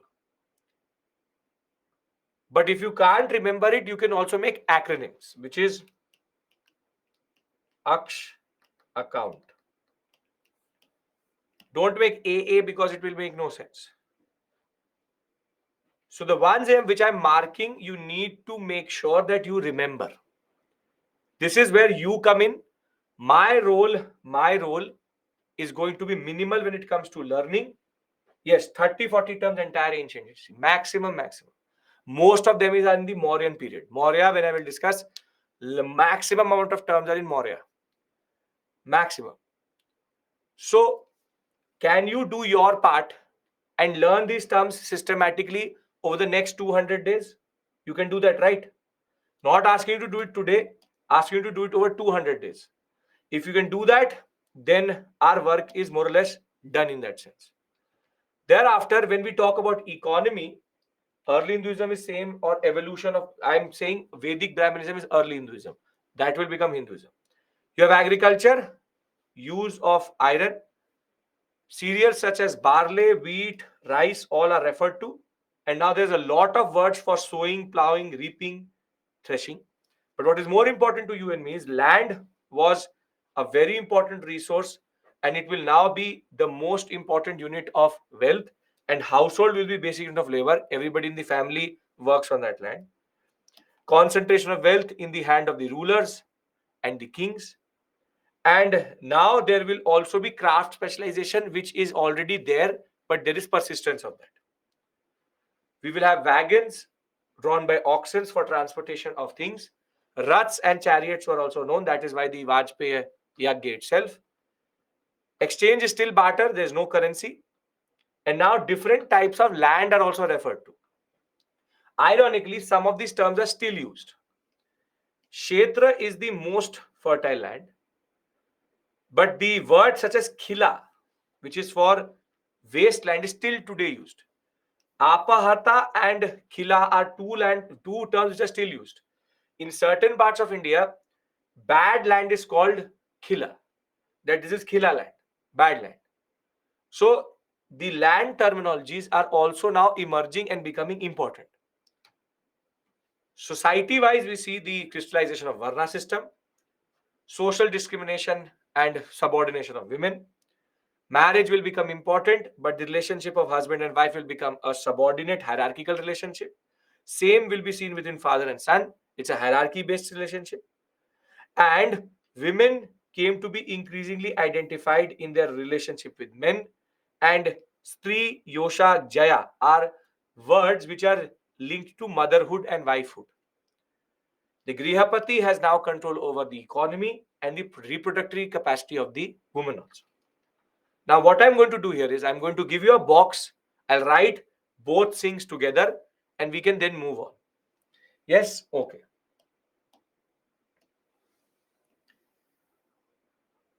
Everybody is following the discussion and generally there's no issue. It seems as a drastic change, but that is what it is. It is the way it is. Indian society changed in 1 second into something which we had never seen. And all of that is because of one basic change, which is in economy. So, Ocean, first learn the terms I've marked, and then you learn the ones which are not marked. But the ones which I've marked are very, very important. Okay. Early Vedic period, later Vedic period.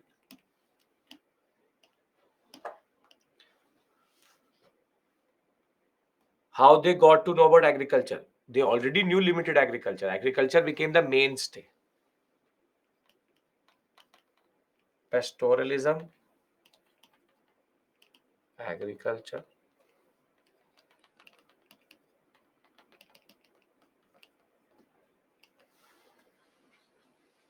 wealth equals to cattle, wealth equals to land, no taxation,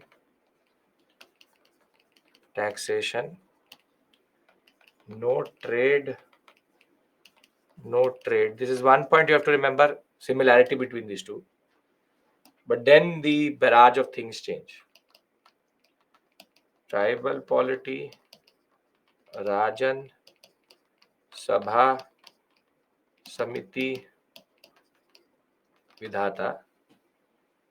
You have taxation, Bhaga and Bali. You have territorial, monarchical state, Rajan, no Samiti and Vidhata, Sabha nominated. Rajan is non-hereditary. Rajan is hereditary.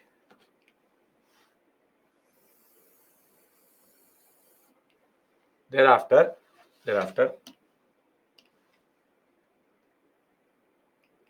no ritualized kingship.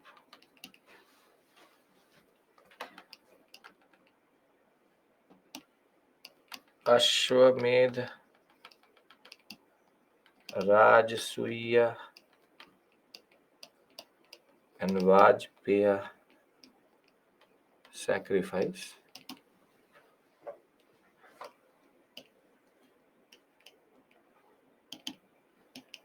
Naturalistic religion, social distinction based on occupation, egalitarianism, women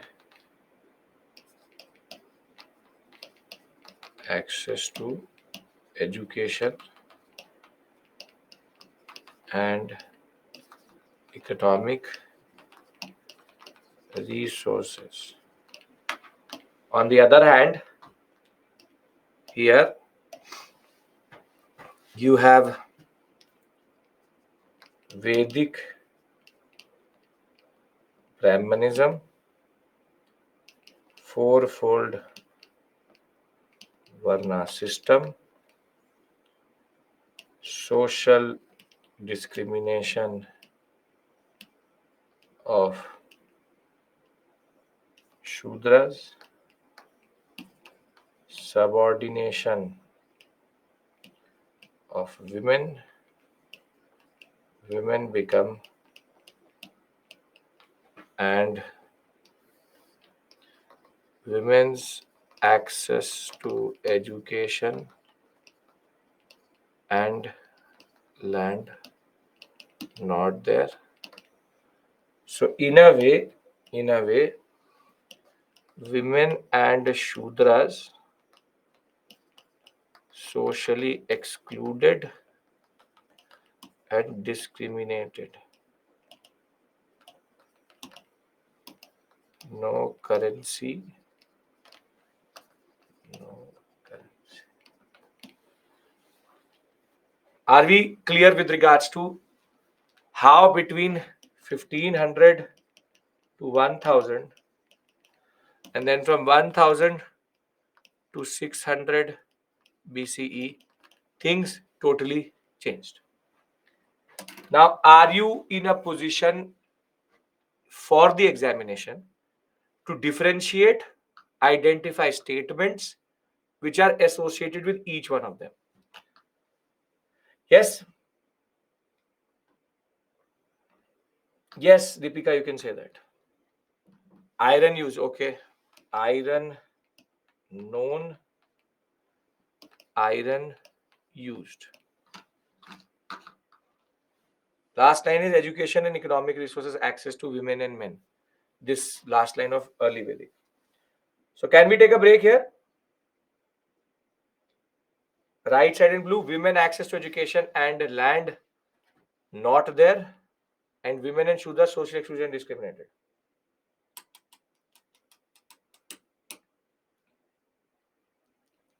Kishan, first thing Monday, because we have to cover these two modules to actually cover certain previous year questions. Previous year question, the problem is that cross-cutting three modules. So I can't show it to you without doing Buddhism, Jainism, which I have to start today. In later Vedic age, kingship became hereditary. Yes, hereditary kingship. In early Vedic, pastoralism with limited agriculture. Yes. In early Vedic, Samiti is not there. Sabha Samiti Vidhata is given. Here, no Samiti Vidhata, Sabha is nominated. Language is Sanskrit Brahmi script. Naturalistic religion, social distinction based on occupation, egalitarianism. Social distinction based on occupation means there are different occupations which people do. Other than that, there's no social distinction. Mahima, nature worship is then in early Vedic. Vedic gods are also linked to, but Indra becomes very important in Vedas. So what happens is that all, Soma, Aditi, and these Varun and Vayu will go away, and Indra will become very important. They obviously know the use of copper. If they use if they use iron, they use copper already. Common language for this whole period is Sanskrit with Brahmi script. There is no subjective question which can come from this area. But when we'll discuss that question which came in the UPSC, because that's not a history, that's a social issue plus history question. But if you tell me one thing, in this year GS paper 1, there was a question called how discuss the Vedic age and its social features and how these are related to India. Can you now answer that? I'll give you the exact question when we come back. I'll read it out to you. With the knowledge I'm giving you for prelims, you can write that mains question also. When I come back from the break, I will give you the exact wording of that question, and you tell me with what I've discussed with you, will you be able to answer it or not? Can I take a break here? Are we all clear? Gargi and Maitri, these are prominent women saints of the early Vedic period. These are smaller details which you can remember separately. Yes? Okay. So we come back at 8:05. I'm giving you 15 minutes. We've gone for long, so I'm giving you more 5 minutes. But when we come back, GS paper 1 question, and then we transition to Mahajanpadas and Buddhism Jainism. So I leave you on this. 8:05 we come back. See you.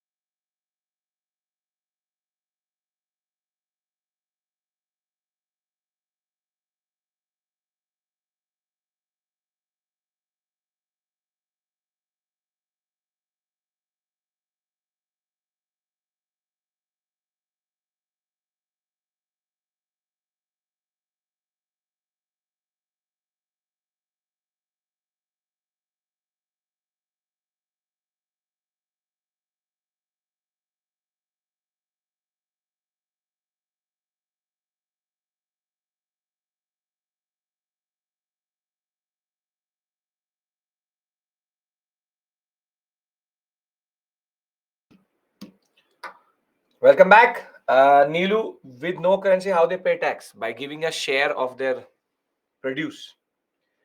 You have 100 kgs, you give 20, 30 kgs to the king. Okay. First, Yajur, Sam, Atharved were written, later transformed. No, Deepika. First, this society emerged and they wrote the Vedas.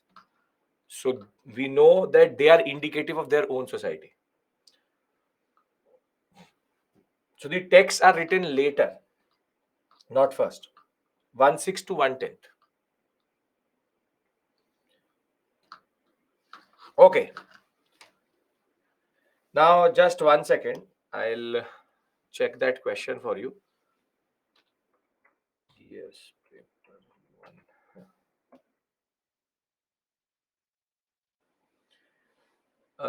This year we have 2023. GS paper 1, 2023.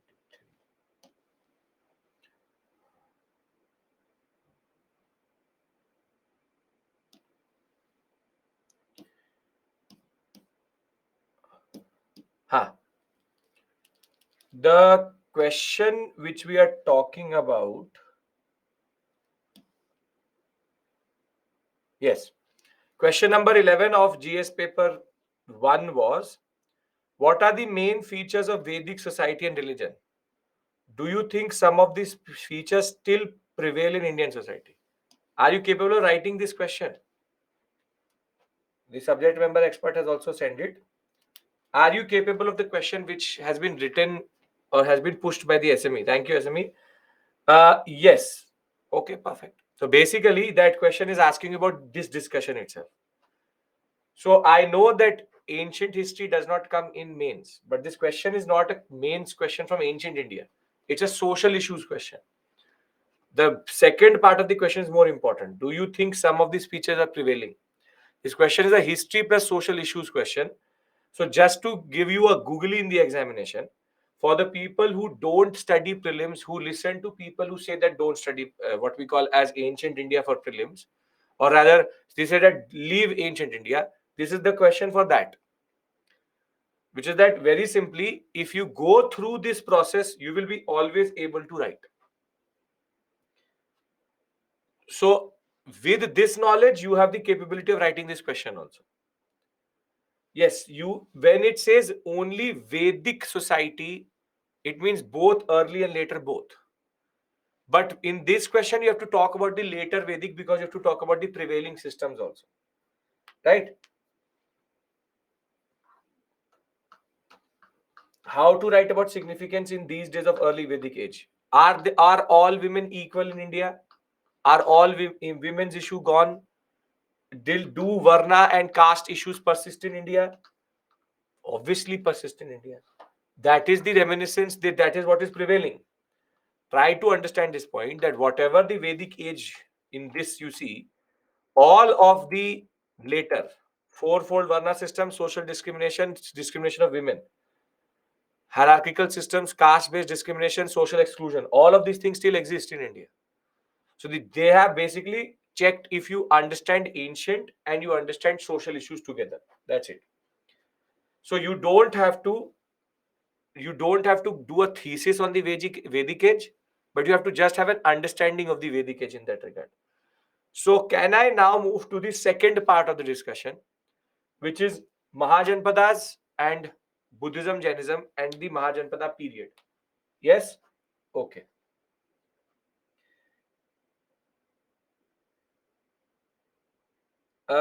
Sugandhi, social issues said, sir told Varna system having flexibility initially, later became rigid. Now there's a presumption there which is problematic. I understand why he's saying it or she's saying it, but what they are doing is that they're seeing the early Vedic occupational differentiation as Varna and then saying that it became rigid in the later Vedic period. But it's technically not true. Technically not true. If you go by optional level, academic level understanding, Varna system emerged as a rigid system itself. It is based on a flexible occupational differentiation, But can you call it Varna as a separate issue altogether? Getting my point, Sugandhi? He said that Varna initially was non-discriminatory and was a mechanism of division of society. In a society, if Varna system in later Vedic is discriminatory, does it originate? Again, what you are trying, see, a lot of you are now trying to justify the Varna system, and there is no justification for it. See, occupational differentiation has always been there in society. Please understand this point. The people who try to, for example, see, there will, when we'll do modern India, people tend to justify sati also. But is sati justified? Any scripture, whatever it says, I don't care about it. Same way, the Varna system is, was there sati? No, there's no sati child marriage at this point of time, Vedic period, nothing like that. Sati is a very medievalist thing. Please understand this point. Occupational differentiation is occupational differentiation.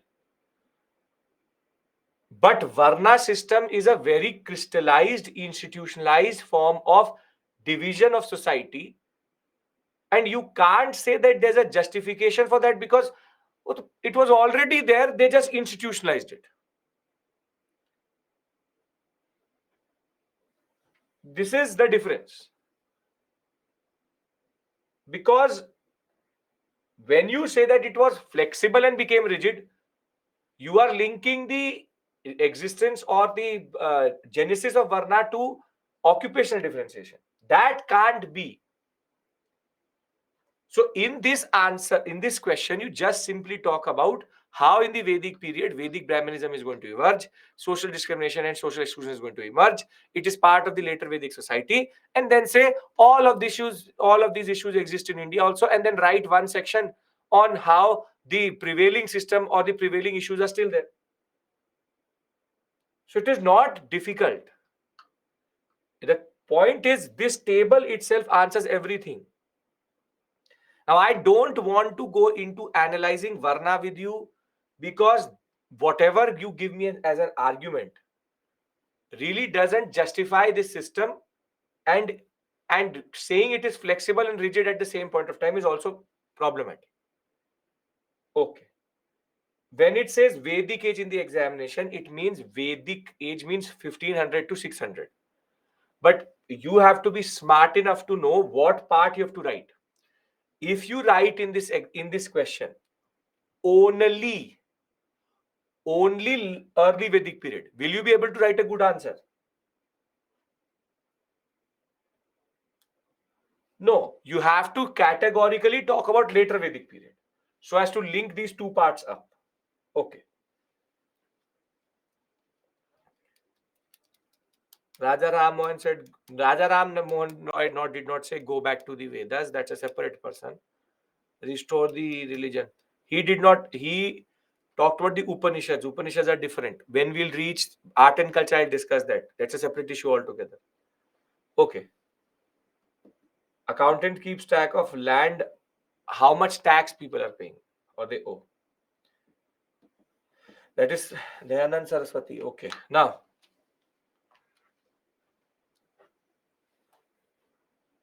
I am transitioning away. Vedic age is over. I've already, in a way, given you close to 20 minutes of time to think. And this is what you come up with. That's a separate issue altogether. Can I now move forward? Anshu, what is your doubt? Write your doubt. Don't tell me to solve your doubt. Then it goes up. I can't do that. I don't know what is your doubt. Write your doubt, then I can see it. Okay. You in conclusion, we talk about how reservation. Kishan, the question is it asking you to give a solution? This is called overreach. In the question which the SME has pushed, is it asking you for solutions? Then why are you trying to give a solution? You have to, in the conclusion, say that there's a genesis of this and these issues prevail in India and we need to take right steps. Don't give solutions when the question is not asking for solutions. Women are allowed in Sabha in early and later Vedic period. Only in early Vedic period, Anshu. On the other hand, women have no access to education. How they participate in? They have access to Sabha Samiti Vidhata only in the early Vedic period, when they have access to education also. No access to women in the later Vedic period. Okay. In this type of question, analysis is important. Okay, now I'm moving away from Vedic age. That is done. The later Vedic period, way forward and solution are two different things. Way forward is how the government can go forward with that issue. Solution is problem solving for the government itself. There's very major difference between these two things. Fact and Rahul, not facts, only analysis. Okay. Now, later Vedic period,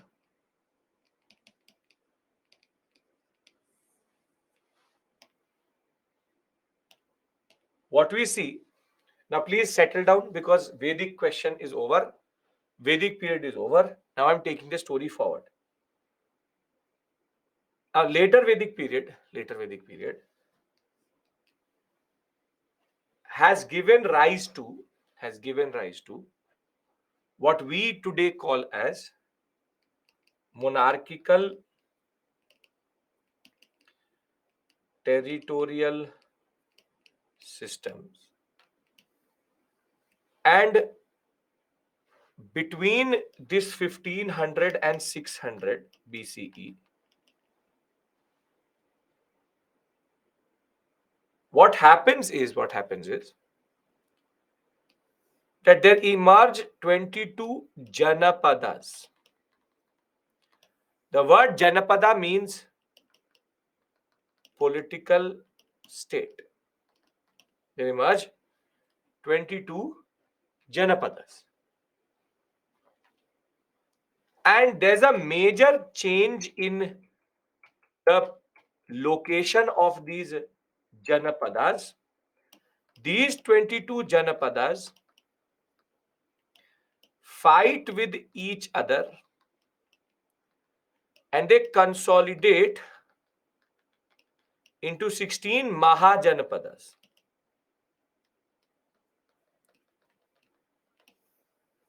These 16 Mahajanapadas are monarchical systems, but there's also one more type of polity. But I want you to look at the location of the 16 Mahajanapadas. Janapada is basically a state. It's a polity. Kingdoms. 22 kingdoms. 22 kingdoms. Pay attention. Kingdoms. All are based on later Vedic notions of polity. And these kingdoms emerge as bigger states in the form of 16 Mahajanapadas. Now, if you look at the location of the Mahajanapadas, can you see a difference? What I'm trying to argue is a separate issue altogether. If you see the location, what is the stark difference between the map which you've previously seen and the Mahajanapadas in that regard? What are you able to understand after looking at the location of the IVC and the location of these Mahajanapadas? The major thing which you can see here is that while the IVC, the Indus Valley Civilization, was concentrated here, now they've moved into the what is called eastward expansion of political systems in India. They have moved into the heart of the northern sector. And the reason for this is iron. See, the Mahajanapadas,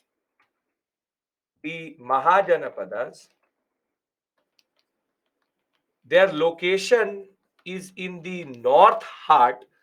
Because of iron implements, the forests were cleared, and that led to what is called as eastward expansion. So iron for the later Vedic period was very important because that will allow for them to move into the alluvial plains. And the movement into the alluvial plains will be even more significant because that will create even more surplus. And with more and more surplus, there will be more state formation and complex societies. And therein lies the genesis of these Janapadas and the Mahajanapadas.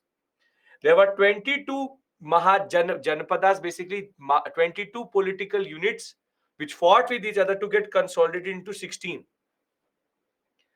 What I'm trying to argue here is that later Vedic period is in a way genesis to monarchical systems in India and all political systems in India, because it created the context in which territorial states became important, but over and above that, iron implements also became important. So the 6th century BCE, which we are talking about, this century is very, very significant because it is one gradual progression, one step forward to the later Vedic period, wherein now for the second time in Indian civilization, there will be what is called as second urbanization. First urbanization is which period? First urbanization is which period? The Indus Valley civilization. Second urbanization is 6th century BC. 6th century BCE is linked to three things. 6th century BCE is linked to three things.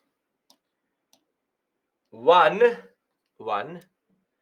is rise of Mahajanapadas. Rise of Mahajanapadas. 16 of them. Within those Mahajanapadas, rise of Magad and it is the same period in which there is eastward expansion. This is the same period in which we have Buddhism and Jainism will rise, which is three new religions will emerge, Ajivikas, three new religions. And the most important, revival of internal and external trade. Revival of internal and external trade.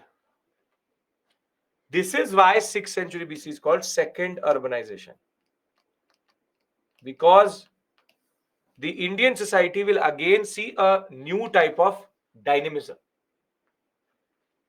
So basically, we have to cover each of these parts separately. I will start with the discussion on the Mahajanpadas. Then we'll talk about revival of internal and external trade. Then we'll talk about Magad. And then we have to talk about Buddhism, Jainism. So now our discussion has moved away. Ajivikas are a sect which becomes a religion. We will discuss it when we talk about heterodox religions. There are three things which we have to cover in that sense. Now,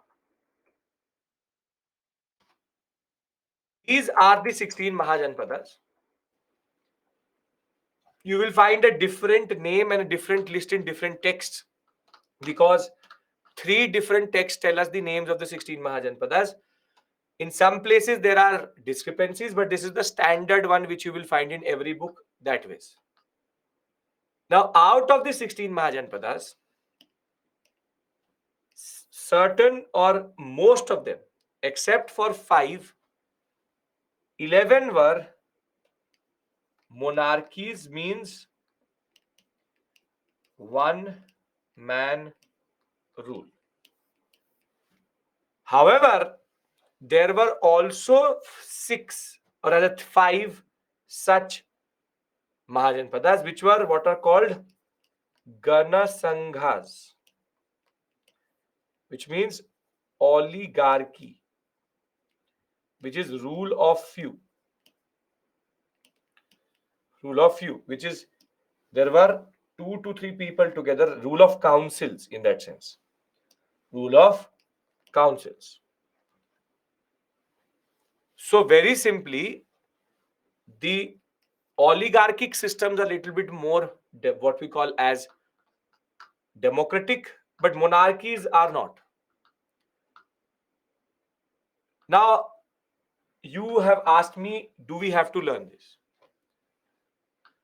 Now, a UPSC aspirant has to be smart. Should I learn the monarchies or should I learn the Ganasanghas. I should learn the republics. That is what I'm going to do. So what I will do is that I will make a acronym out of this. So Kupa, Kamva, or you can make it Kupan. Kupan, Kamvama, which is Kuru, Panchal, Khamboj, Vajji, and Mala. Now, why am I taking does UPSC ask is they've never asked it except for one time. But that's a separate issue altogether. For that, you have to not learn it like this, but through maps. One time they've asked this question. But the point is, remembering the republics will help you in eliminating the question, because they can easily say that Mahajanpada was a republic, and then that brings it down to only only 5, rather than remembering 11. But what I want from you is you need to concentrate like this. What I want is that you remember it like this. Kamboja and Gandhara are the northernmost.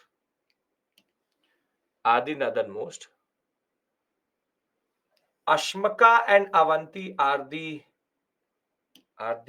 southernmost. In a way, they become also the westernmost, along with Matsya, and Anga would be the easternmost.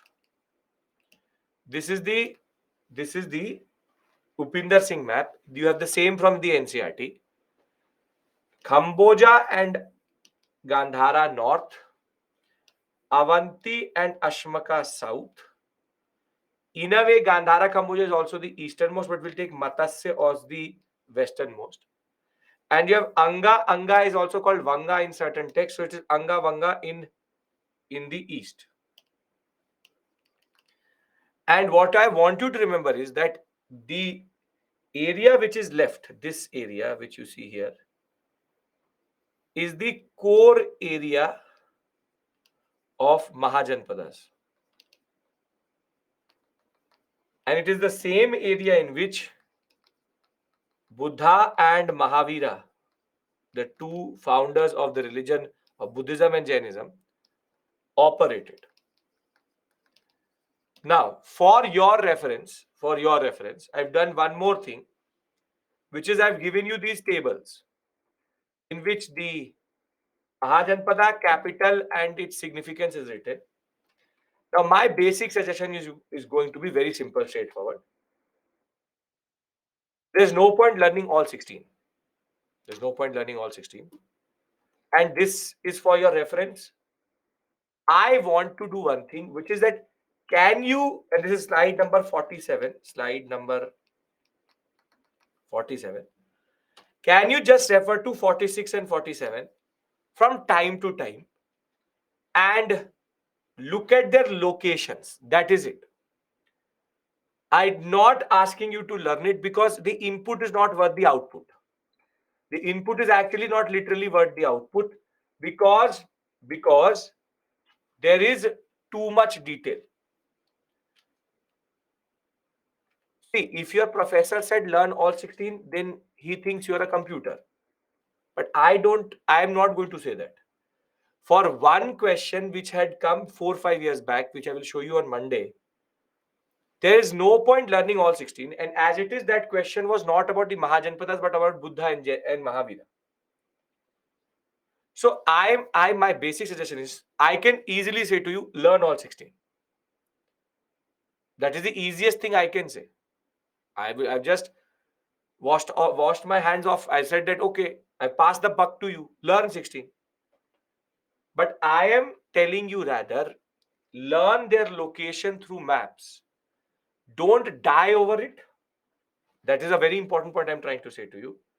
Don't die over it. That I am not able to learn the capital and the Mahajanpadas. My life is over. That is not what I want from you to in a realistic sense, you just need to look at their location. Learning their names and capitals will not really actually do anything, because the question is going to be more complex than that. So learn the 5 if you can, and know their location. Northern, eastern, southernmost, you can do that, right? You can do that at least.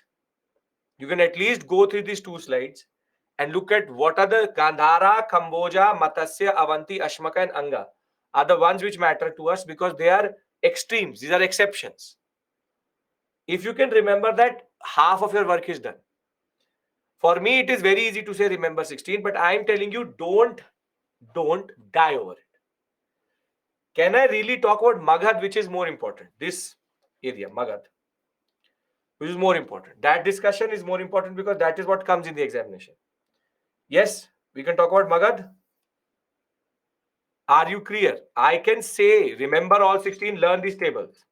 But I am telling you, learn these tables when you have nothing to learn. So I want to now discuss Magadh. Can I do that? Okay? Right. Okay.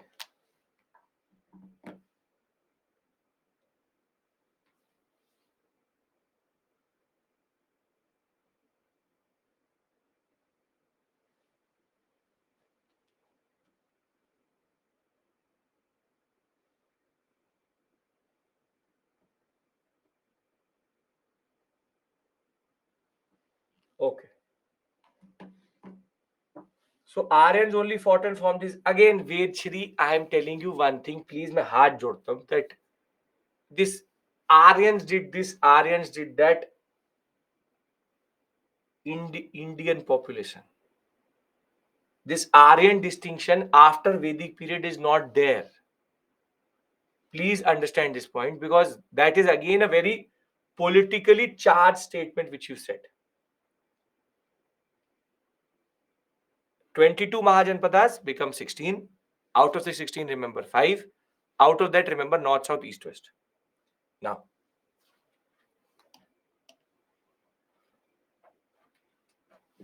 no, I know that. Why you are saying it, I know it very well. Because there's a woman on YouTube and Instagram who has no real qualification of teaching history, but she sits and says anything. I don't even remember her name, but I've seen her very annoying videos. So, I don't know what is her name. I don't have any ideas. She'll randomly come in your reel.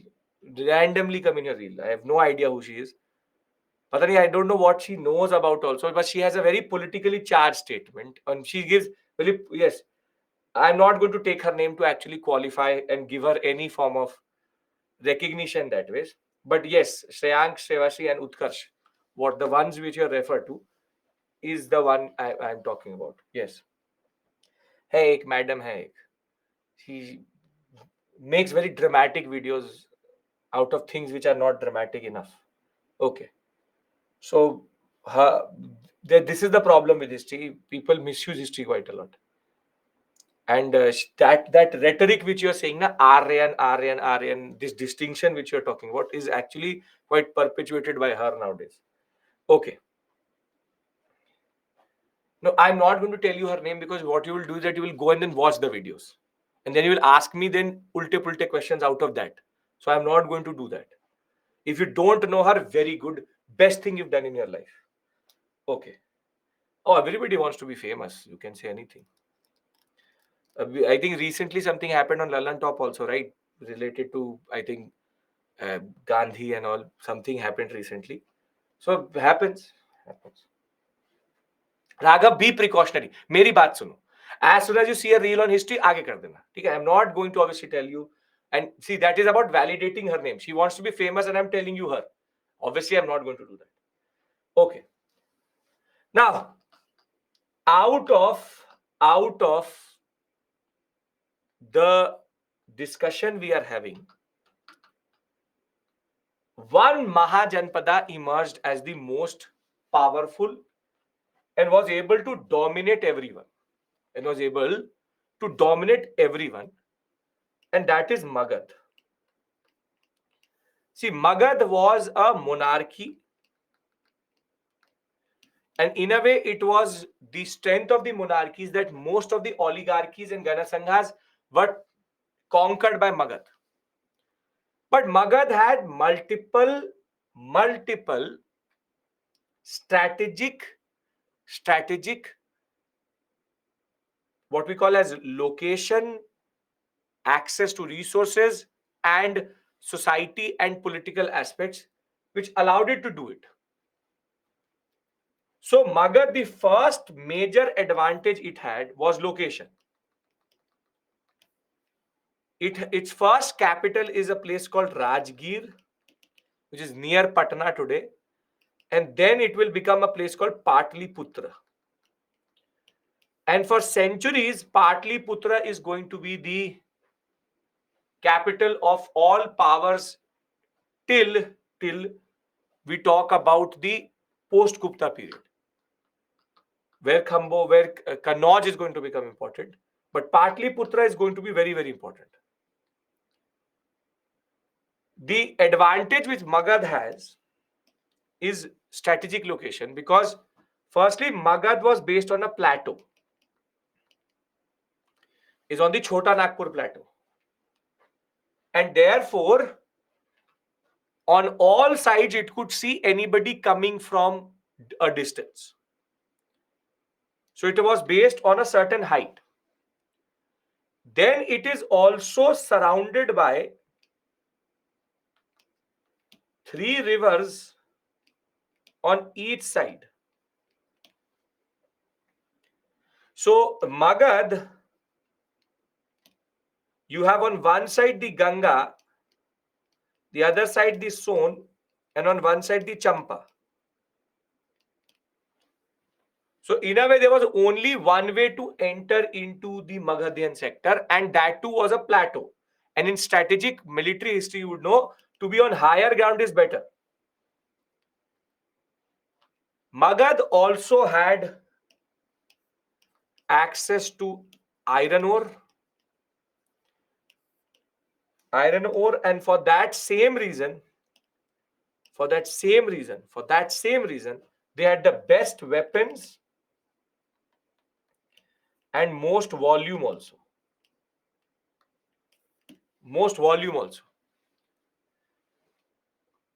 Wherein they had the access to the what we call today as the Jharkhand mines, iron ore mines, and they were able to get a lot of access to iron itself. Most volume means most amount of quantity, most amount of weapons made.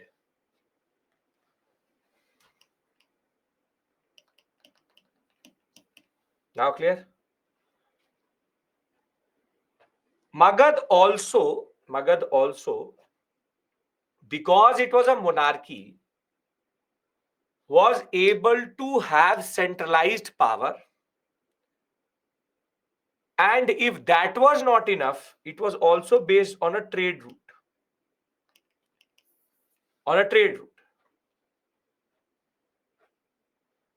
And basically, during the 6th century BCE,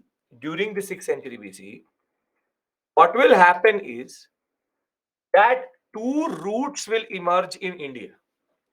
2 major routes will emerge in India. One will be called the Uttar Path, and the other one will call the Dakshin Path. Uttar Patha and Dakshin Patha. Uttar Path used to connect the Central Asian sector with Patliputra as the most important node.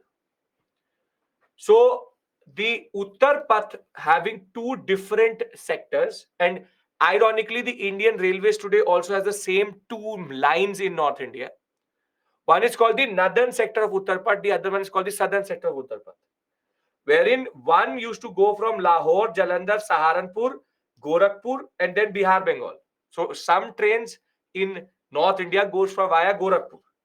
and the other one is Lahore, Rawalpindi, Bhatinda, and then goes south, which is Delhi, Kanpur, Lucknow, Varanasi, Allahabad, and then Patliputra. So you can take two types of trains, one which goes to Gorakhpur or one which goes to Allahabad, which is Prayagraj. So very simply, the two lines which exist of the railways is actually based on the two major parts in which Uttar Path used to be there. But if you see that both lines converge at Patliputra, and the Dakshin Path used to then connect the Patliputra sector to Kaushambi and then to the southern parts of India and its ports. So the Dakshin Path and the Uttar Path will emerge, and internal and external trade will become very, very important. And with the rise of internal external trade, Magad will also gain a lot of prosperity. So Magad had a very, very, very good location, and it was able to dominate Kosala and Vatsya and Avanti, the three rivals of it, because of the fact that it had good leaders also, but it also had good locations. And herein comes the importance of leaders. See, Magad had strategic location, three rivers, iron ore, trade route. Anybody has any issue here? Because I want to discuss the monarchs who are going to become important. Any issue here? No. So the real power comes because of three very important rulers of the Magad area. Trade routes mean land routes of trade. Now, there were three families which ruled Magad. One is called the Haryanka, second is called Shishunga, and last is called Nanda. Haryanka, Shishunga, Nanda. HSN. Just have to remember this. Comes in the examination standard. Now, I really don't care about these dates. I've given you these dates, but I really don't care about them. What I care about are four people in this story. One is a person called Bimbisara, then Ajatshatru, Udayan, Kalasoka, and Dhanananda. Now, you will say, why are you only pointing out to these four, or rather five? See, Bimbisara is the one who established this whole dynasty, Magad, as what it was. So he's the founder, and he's the first one to have a proper standing army. Bimbisara and Ajatshatru. Bimbisara and Ajatshatru, coming from the Haryanka dynasty itself, were the ones who were also contemporaries of Buddha. They lived along with Buddha and Mahavira. Basically, Mahavira and Buddhist texts and Jain texts talk about Bimbisara and Ajatshatru quite a lot. Udayan is the one who shifted capital from Rajgir to Pataliputra. Kalasoka is important because I will tell you, when I will teach you Buddhist councils, he will be one of the persons who will call that council. And Dhanananda, I want you to remember, because Dhanananda is related to Alexander and Chandragupta Maurya. So I don't want you to remember anyone else, but these five people, three dynasties, five people: Bimbisara, Ajatshatru, Udayan, Kalasoka, and Dhanananda. You don't have to learn their names literally, because prelims oriented understanding we need. You should be able to identify them for sure. For the next 2-3 days, I want you to remember till Monday after Diwali. Happy Diwali to all of you. which is after Monday. On Monday, I will take the name of Dhanananda and Kalasoka again. I will take the name of Kalasoka and Dhanananda again. So, after you have come out of the Diwali fervor, I don't want you to ask me who, what, that, this, Dhanananda, Sisunga, Haranka. This much you need to know. Can you promise me this much at least? That you will remember over the weekend these 4 names. Yes, perfect. Thank you, and thank you. Now, before we go to Buddhism, Jainism, just to point it out to you, and I'll give you a timeline in the end. The Mahajanpada phase, the 6th century BC, is till today considered the most important period for trade, but also currency first coinage or currency will emerge, and for the first time in the Indian subcontinent we will have what are called the punch marked coins, which I will show you when I'll do art and culture. First coins, because they used to have 5 symbols on the front, sometimes 2, sometimes 3, sometimes 1, very irregular sizes, but silver coins. For the first time, currency emerges in the Indian subcontinent. So the literary evidence and the evidence coming out of archaeological evidences tell us that there were coins and there were different names. Currency means only coin. There cannot be paper currency, obviously. So currency means coins at this point of time. And there are terms such as Kahapana, Nika, Kamsa, Maska, and Kanika, which basically are there. This is not introduced by Bimbisara, it is introduced by all of these Mahajanpadas.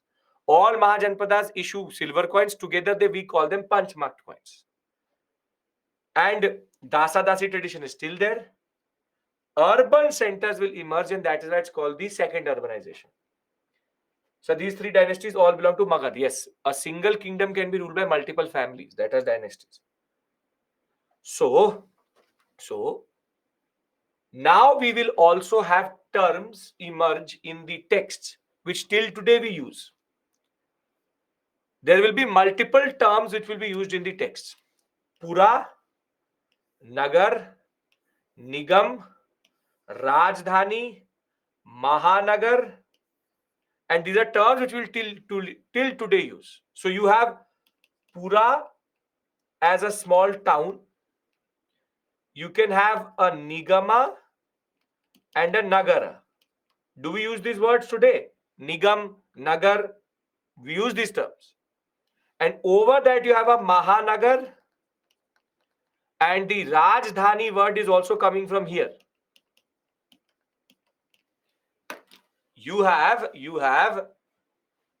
the fact that Pura and towns, Pura is a town. Then you have Nigam, Nagar. These are towns with fortifications or commercial towns. Nigam is mostly a commercial town. Nagar is a small town with fortifications. Mahanagar is a very big town. And then you have the Rajdhanis, which are the capitals. The most known Mahanagars, Champa, Rajgir, you have Sarvasti, Saketa, which is Ayodhya. Thereafter Kaushambi and Varanasi. So Nigam and Nagar at the same level, small cities, but one has fortification, one has commercial purpose. Mahanagar would be above Nagar itself, and then you have Rajdhani. See, don't have to get flustered with all these different texts or these terms. What I'm trying to show you here is a lot of the things which you use today as your existence or the terminologies which you use today are actually having genesis in these periods. Nigam, Nagar, Mahanagar, Rajdhani are words which you use till today. And for the first time, the text reflect that. Now, what I want to do now with you is very simple. 6th century BC, three aspects are done. Magad, the Mahajanpadas, trade and Panchmark coins. I want to now go into Buddhism, Jainism, but no way it is going to get completed within half an hour. But there's a backstory to Buddhism, Jainism, which I want to discuss. Once I'm done with the backstory of Buddhism, Jainism, I will make a timeline for you, which will summarize the three classes we've done till today. And that is going to be something very significant for you for revision. If everybody is on board with me and if everybody is comfortable with what we are doing, I know there are terms, I know there are facts, but you don't have to run away from them. You just have to learn them systematically. Now, what I want to do here is I want to go into module number 3 and start Buddhism, Jainism, and Ajivikism. But for that, as always, module number 3, you have to refer to R.S. Sharma and 12th class NCERT. Every chapter is always indicated in the beginning of that module. But I want to discuss why would Buddhism, Jainism emerge and Ajivikism emerge. For that, a little bit of philosophical understanding we have to go into, and that I want to now go into in that regard. How we came to know about it means which sources. We have literary sources, Jain and Buddhist texts. We have archaeological evidences, this city still exists. We have the coins which are still there. So there are multiple evidences. No, Shreya. Can we start our discussion? This is a very interesting discussion which we are going to have. And basically, nobody is going to ask you this, but it is very significant for your understanding. Now, see, if you ask Buddhism, Jainism, why did they emerge? They will give you very big fundas. Moral corruption, this, that, very big ideas they will give. But if you go down to the grassroots level and analyze, you will realize that there's much more at play than just only moral corruption and these things. In order to understand that, let's try to understand what Vedic Brahmanism was doing to the society. See, Vedic Brahmanism had created a system of the Varna system, or what we call the fourfold Varna system. Brahmin, Kshatriya, Vaishya, and Shudra. Now, one thing is very clear, that this system is rigid. This system is rigid. And they are separated from each other in a way. They're the first, second, third, fourth.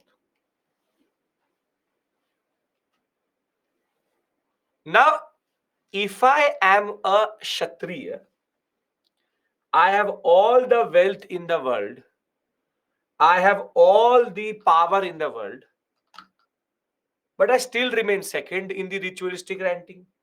In the ritualistic ranking, I am still second. So I can be a very big king, but still the Purohit will be given more, the Pandit will be given, the Brahmin will be given more respect than me. Because I am a Kshatriya. In the ritualistic ranking, I am second. And in the period of 6th century BCE, trade has re-emerged. Trade has re-emerged. Kshatriya ruling class. Yes, Kshatriya ruling class. But you could be the ruling class, but you remain subordinated to the Brahmins. You remain subordinated to the Brahmins. Now in 6th century BCE, the trade will emerge. Trade will benefit which class? Trade will benefit which Varna rather? Which Varna will benefit a lot of out of trade? Very good. Revivalism of trade benefits the Vaishyas. Benefits the Vaishyas. So power is concentrated here,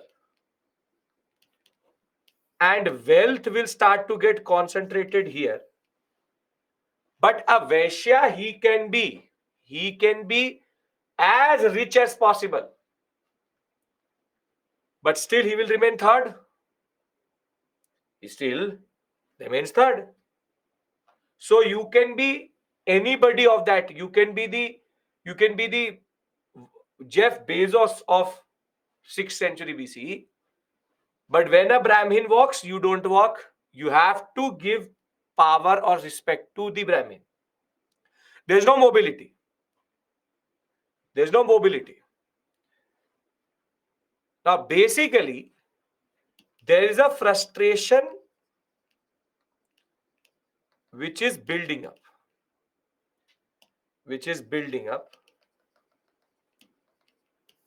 In the Kshatriya and the Vaishya community.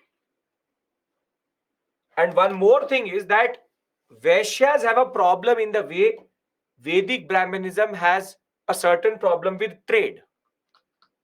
Because under Vedic Brahmanism and the Vedas, if you leave your native place, you lose your Varna. The concept of Sat Samundar Par, which is if you cross water bodies, there's a concept of impurity which comes through. That if you leave your village, if you leave your city, if you are crossing water bodies, you will lose Varna. Gandhi did it. And Gandhi was, for the same reason, Gandhi did not come back to India. Because when he was going to study to London, his community straight away said that if you're going to London, then don't come back because you will lose your caste, your Varna. Same thing, it is a Vedic Brahmanistic notion. Now, if I'm a trader and my work is trade, if I'm a soldier and my work is to fight wars, I will obviously cross water bodies and leave my place. Yes or no? Trade cannot happen by sitting at one place. So now the Brahmins always tend to ostracize or have certain rituals which you need to do when you come back. So there is a lot of frustration which is building up with the current social order. The social order as it is, there is a lot of problems in the Kshatriya community about how Varna system is working and how the Vaishya community is always getting ostracized. It's not that they don't want external trade to happen. Within Vedic Brahmanism, purity is important. And for them, the reason why the third position is given to Vaishyas is because of the fact that they are linked to trade. Now, this is the frustration. We all can understand that frustration. We all can understand that frustration in the Kshatriya. Does anybody not understand the frustration in the Vaishya and the Kshatriya community? Do we understand that frustration?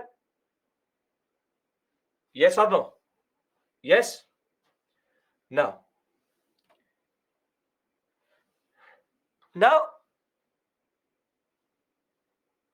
in the Vedas, religion is about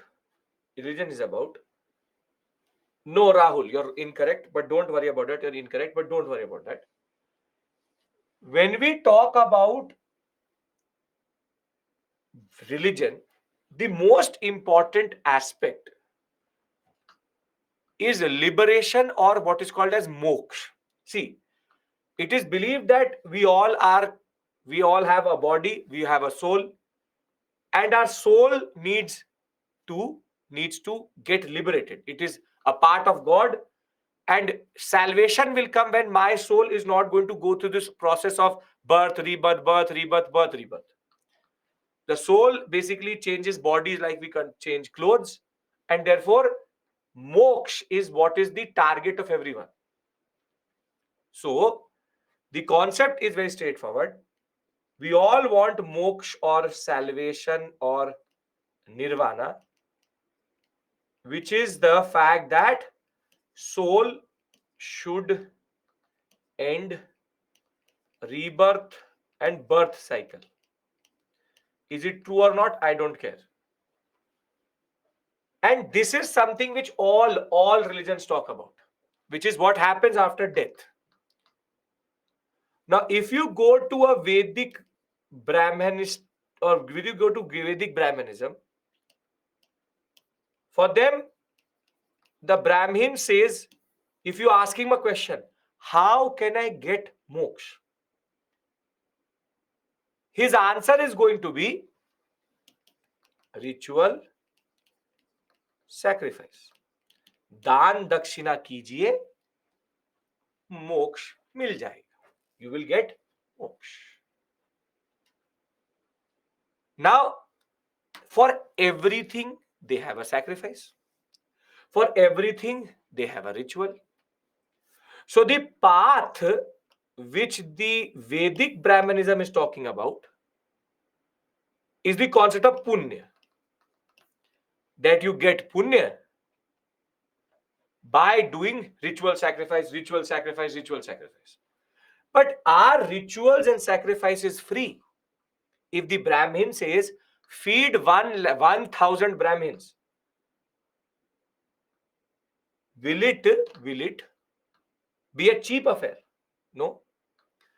Basically, Vedic Brahmanism is obsessed by rituals and sacrifice, and these are expensive sacrifices and rituals. So we all want moksha, which is nirvana. We all want our body, once our soul leaves our body, to become part of God. And we all want our afterlife to be better. But the only way the Brahmin tells us is through ritual and sacrifice, which itself only certain varnas can do. For example, not every ritual can be done by a Vaishya, not every ritual can be done by, no rituals can be done by Shudras. So let's try to bring these two stories together. Vedic Brahmanism is the prevalent social order and religion. It has produced two things: a rigid four varna system and the path to salvation is rituals and sacrifices. And basically people are frustrated by both. The Kshatriyas are frustrated as they have power but not ritualistic position, and the Vaishyas have wealth due to second urbanization, but they have no position or respect. And the path prescribed by Vedic Brahmanism is socially exclusionary, and at the same point of time, it is also expensive and based on Brahmin domination. Now, it is in this context that Ajiviks, Buddhism and Jainism,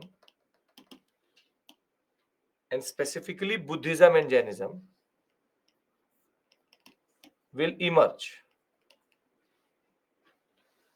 Ironically, Shudras nobody cares about. The fact is, Buddhism, Jainism will now find constituencies in these people. Tell me one thing. What is the most important factor for a religion to survive and flourish? What is the most important factor? For religion to emerge and survive, what is the most important factor? Support and prescription. If a religion does not have followers, then what is it a religion? So Buddhism, Jainism needed a constituency. Who can they actually target in the society to become popular religions? And I'll tell you, within the Buddhist and Jain understanding of social hierarchy, guess who are at the top of the table and second rank in this structure? It is the Kshatriyas. In Buddhism, Jainism, Kshatriyas are given the first position. There are no Brahmins, and the Vaishyas are given the second most important position. And that is why you will see that Buddhism, Jainism is going to become the most popular religion in the Indian subcontinent and the most popular religion again amongst the traders. And that is why till today certain commercial communities are either Jain or Buddhist. So whilst Buddhist and Jains will talk about another aspect, I will tell you that. But this is the larger politics. In a way, both Buddhism and Jainism are conservative also. Because they don't talk about the Shudras. It's a all power politics. So don't think that Buddhism and Jainism emerges as out. It gives. What Buddhism and Jainism does, see what Buddhism, Jainism does is they give alternative paths to moksha and salvation. But this could only become relevant and popular if people wanted it. Try to understand this point. Buddhism, Jainism could have emerged randomly. But for them to become what they were during the ancient period, it is important that Buddha and Mahavira, Buddhism and Jainism, remain linked to and are finding constituency in the two frustrated groups of the Vedic Brahmanistic society.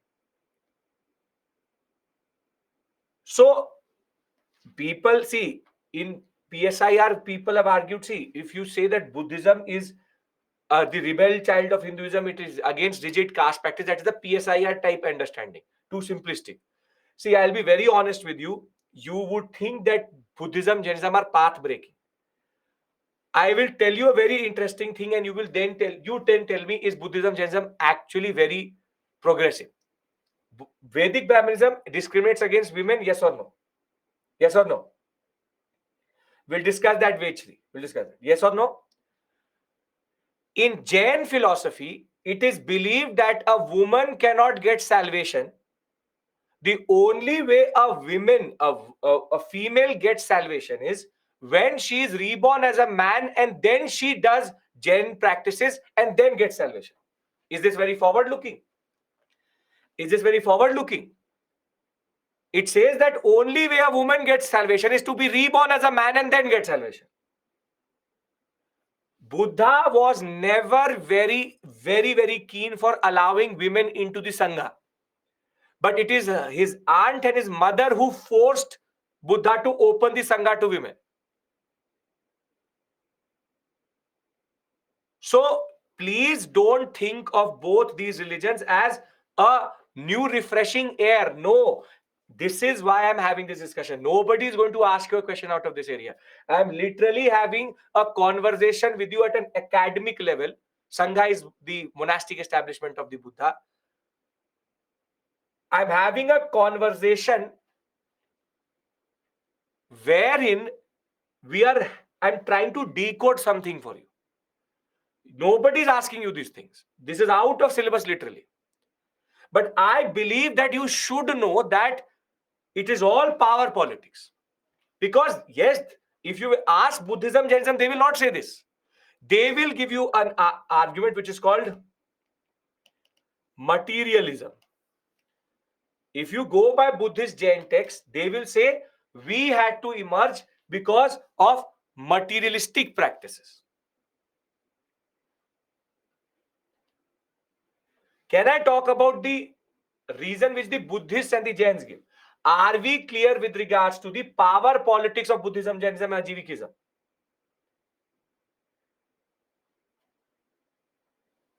Now, if you ask the Buddhists and the Jains, why was there a need for Buddhism, Jainism to rise? They say that because in 6th century BCE, there's a lot of prosperity, there's a lot of money. Therefore, there was moral corruption, there was sorrow, inequality, death, what we call as corruption of values, and Buddhism and Jainism emerge in order to bring back value and morals, and that could come via moksha, nirvana. So basically they will argue that they wanted to bring back everybody on the same track. They're like, corruption ho gaya, there's a lot of corruption, we want to bring everybody back on the right track, and therefore there's a need for us. No, yes, you, Aniket, you can say that. So if you talk about how did Buddhism, Jainism emerge, they will talk about this, which is materialism, obsession with money, sorrow, paisa nahi, pure, literally dying and sorrow, death, destruction. And we argue that it is basically the rise of mercantile classes because of the second urbanization, which do not agree with the orthodox Brahmanical tradition, and therefore with the so-called very heavy, not so-called, but the very heavy crystallization of Varna identity, there was a need for a new social outlook, which Buddhism, Jainism, and Ajivikism was able to give. So are we clear with regards to why did Buddhism, Jainism, and Ajivikism emerge? And I will talk about the Ajiviks and stop today. Are you saying Buddhism, Jainism support materialism? No. They are against materialism. They argue that because there was materialism, there was a need to fight. Because there was materialism, there was a need to fight. It's the other way around. See, Buddhists and Jains obviously will not go and say in your ears that Kshatriyas and Vaishyas were very, very frustrated. We used them, obviously. Rather, they will say everybody was very, very, very, very frustrated generally. Moral corruption is there. Dukh hai, dukh. Sorrow. We will remove that sorrow from you. Materialism is your obsession, what you are, what most of the people are today. Paisa, money, car, house. We all die being materialistic. That I want the best car, the best house, the best phone.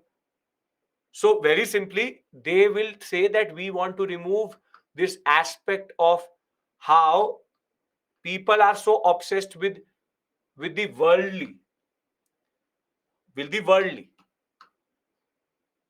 The point is, for every solution for the Brahmin was ritual sacrifice. So very simply, see, Anjali, understand this point. When you're talking about Buddhism in colonial India, when you're talking about Buddhism in medieval India, when you're talking about Buddhism in the late period, you're talking about a different type of Buddhism. I'm talking about core Buddhism. What Buddhism is today and Jainism is today is not what this they were at this point of time. Because Buddhism, Jainism will go through a proper way of evolution. In a way, they will be very important between 6th century BC till the Gupta period. But after the Gupta period, Hinduism will emerge, Puranic Hinduism will emerge, and literally take power away from the Buddhists. And thereafter, Buddhism became, and until today, is considered a subset of Hinduism. I'll discuss that aspect with you. Don't go into the politics of it. I want to just talk about why was there or how did Buddhism and Jainism emerge and why was there a need for it. I will show you throughout these classes how Buddhism, Jainism will become very powerful and thereafter will lose ground to Puranic Hinduism or Hinduism. Did they care about the Shudras? No. No. The rhetoric within Buddhist and Jain texts are all about Vaishya community and the Kshatriya community.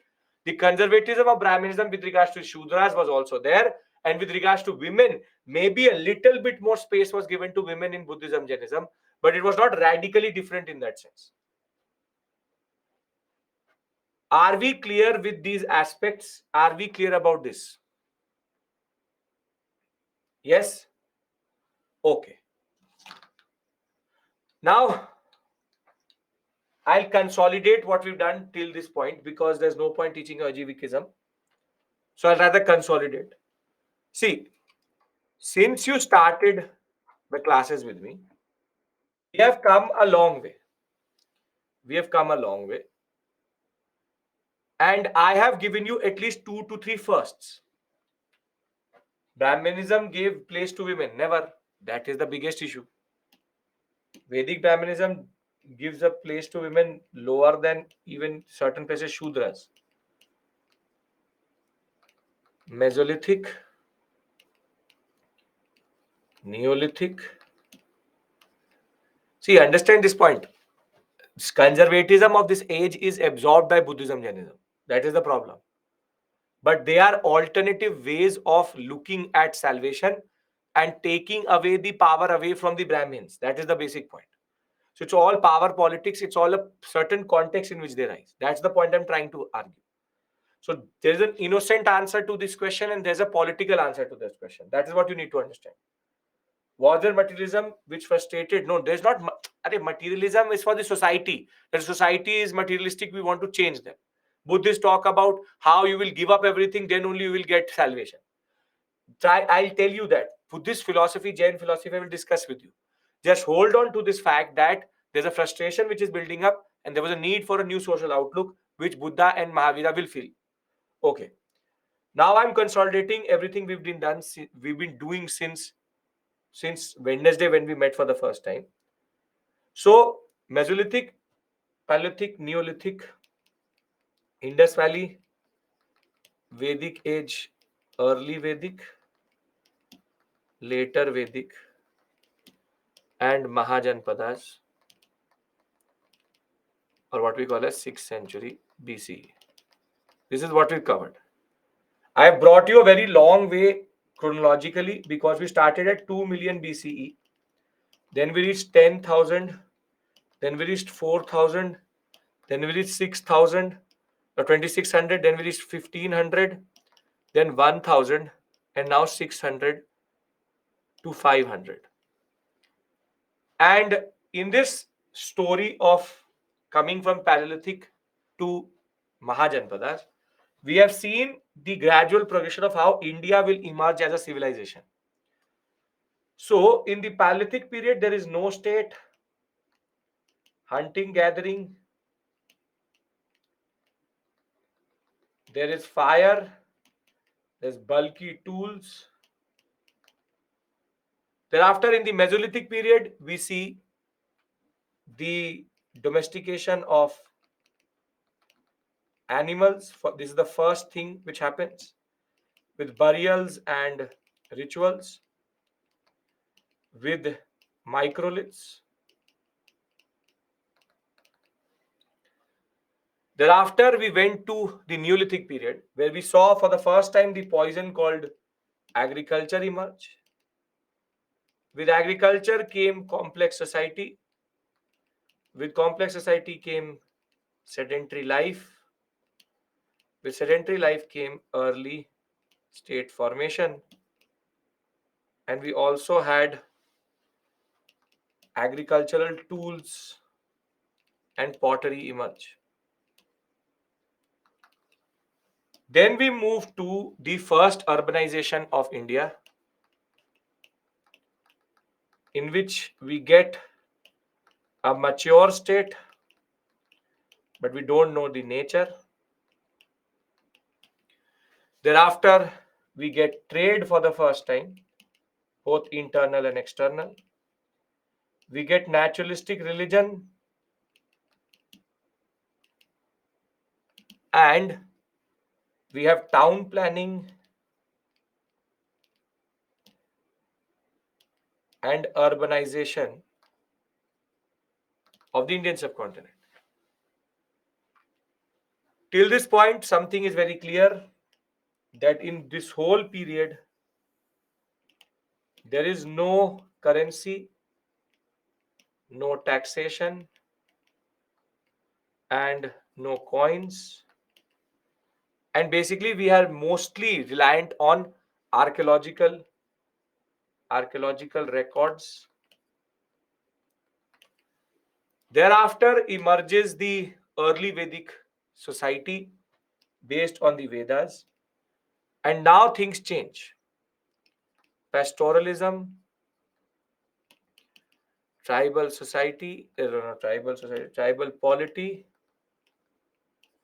chieftain, you have egalitarianism, Sabha Samiti Vidhata, men are equal to women, naturalistic religion. They knew only stone, stone, stone. They knew copper, stone, and bronze. But from this point forward, iron was known. But one thing is very clear, that still no taxation, no currency, no coins in the society.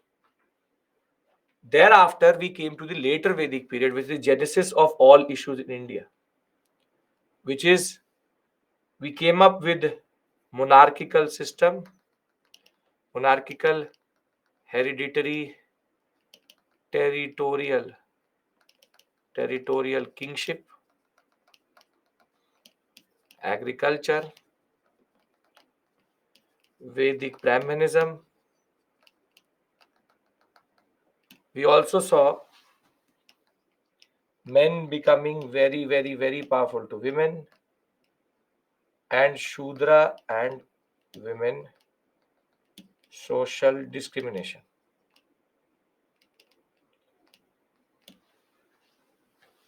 Here, it was cattle which was important. Here it became land.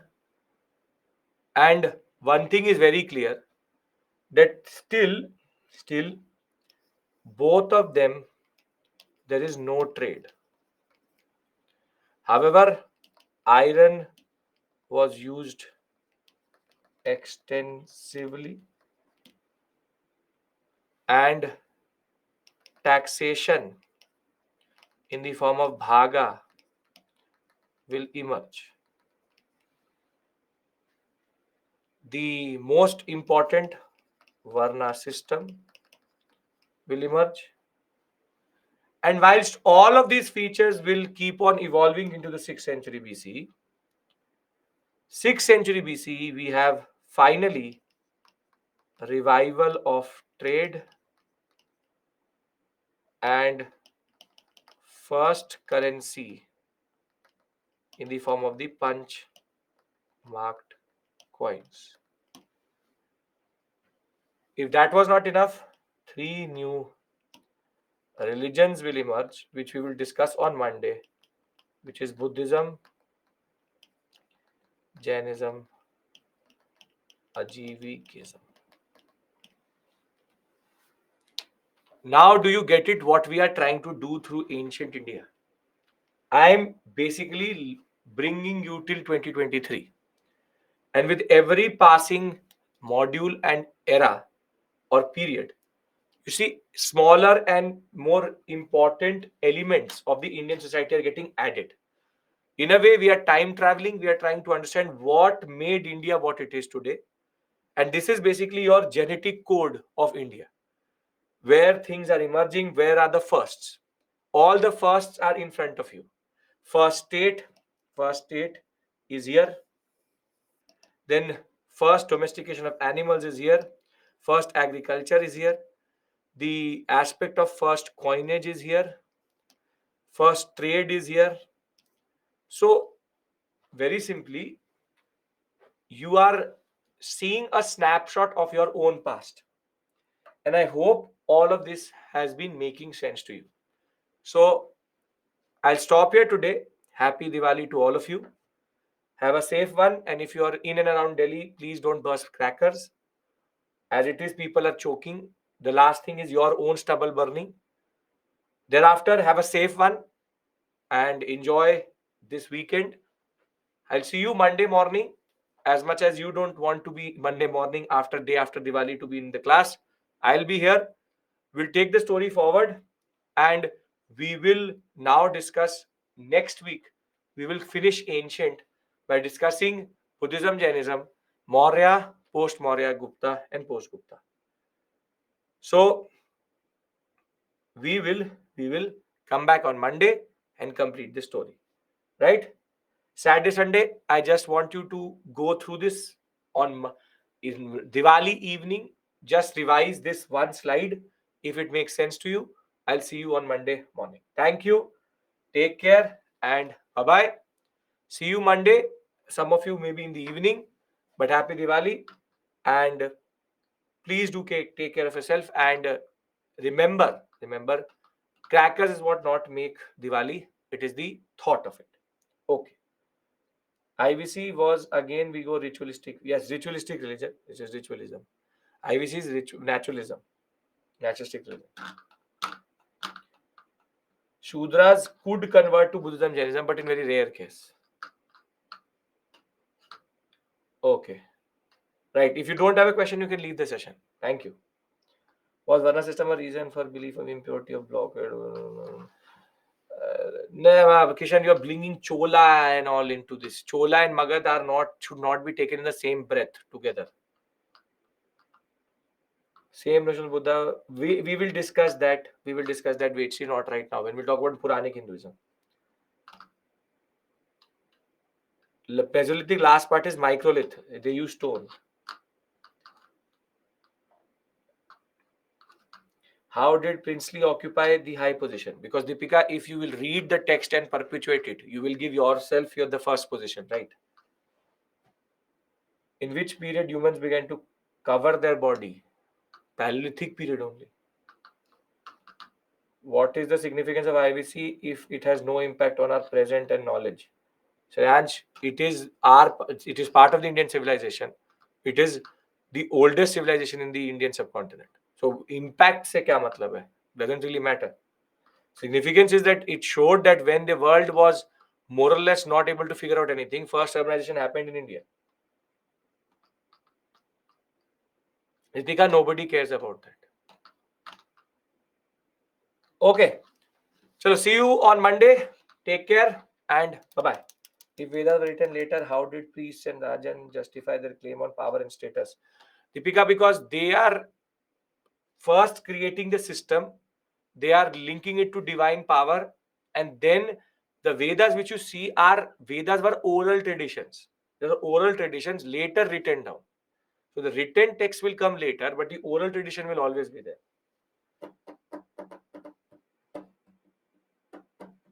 Sure, Kishan, not an issue. Okay, thank you. Take care. Bye bye. Happy Diwali.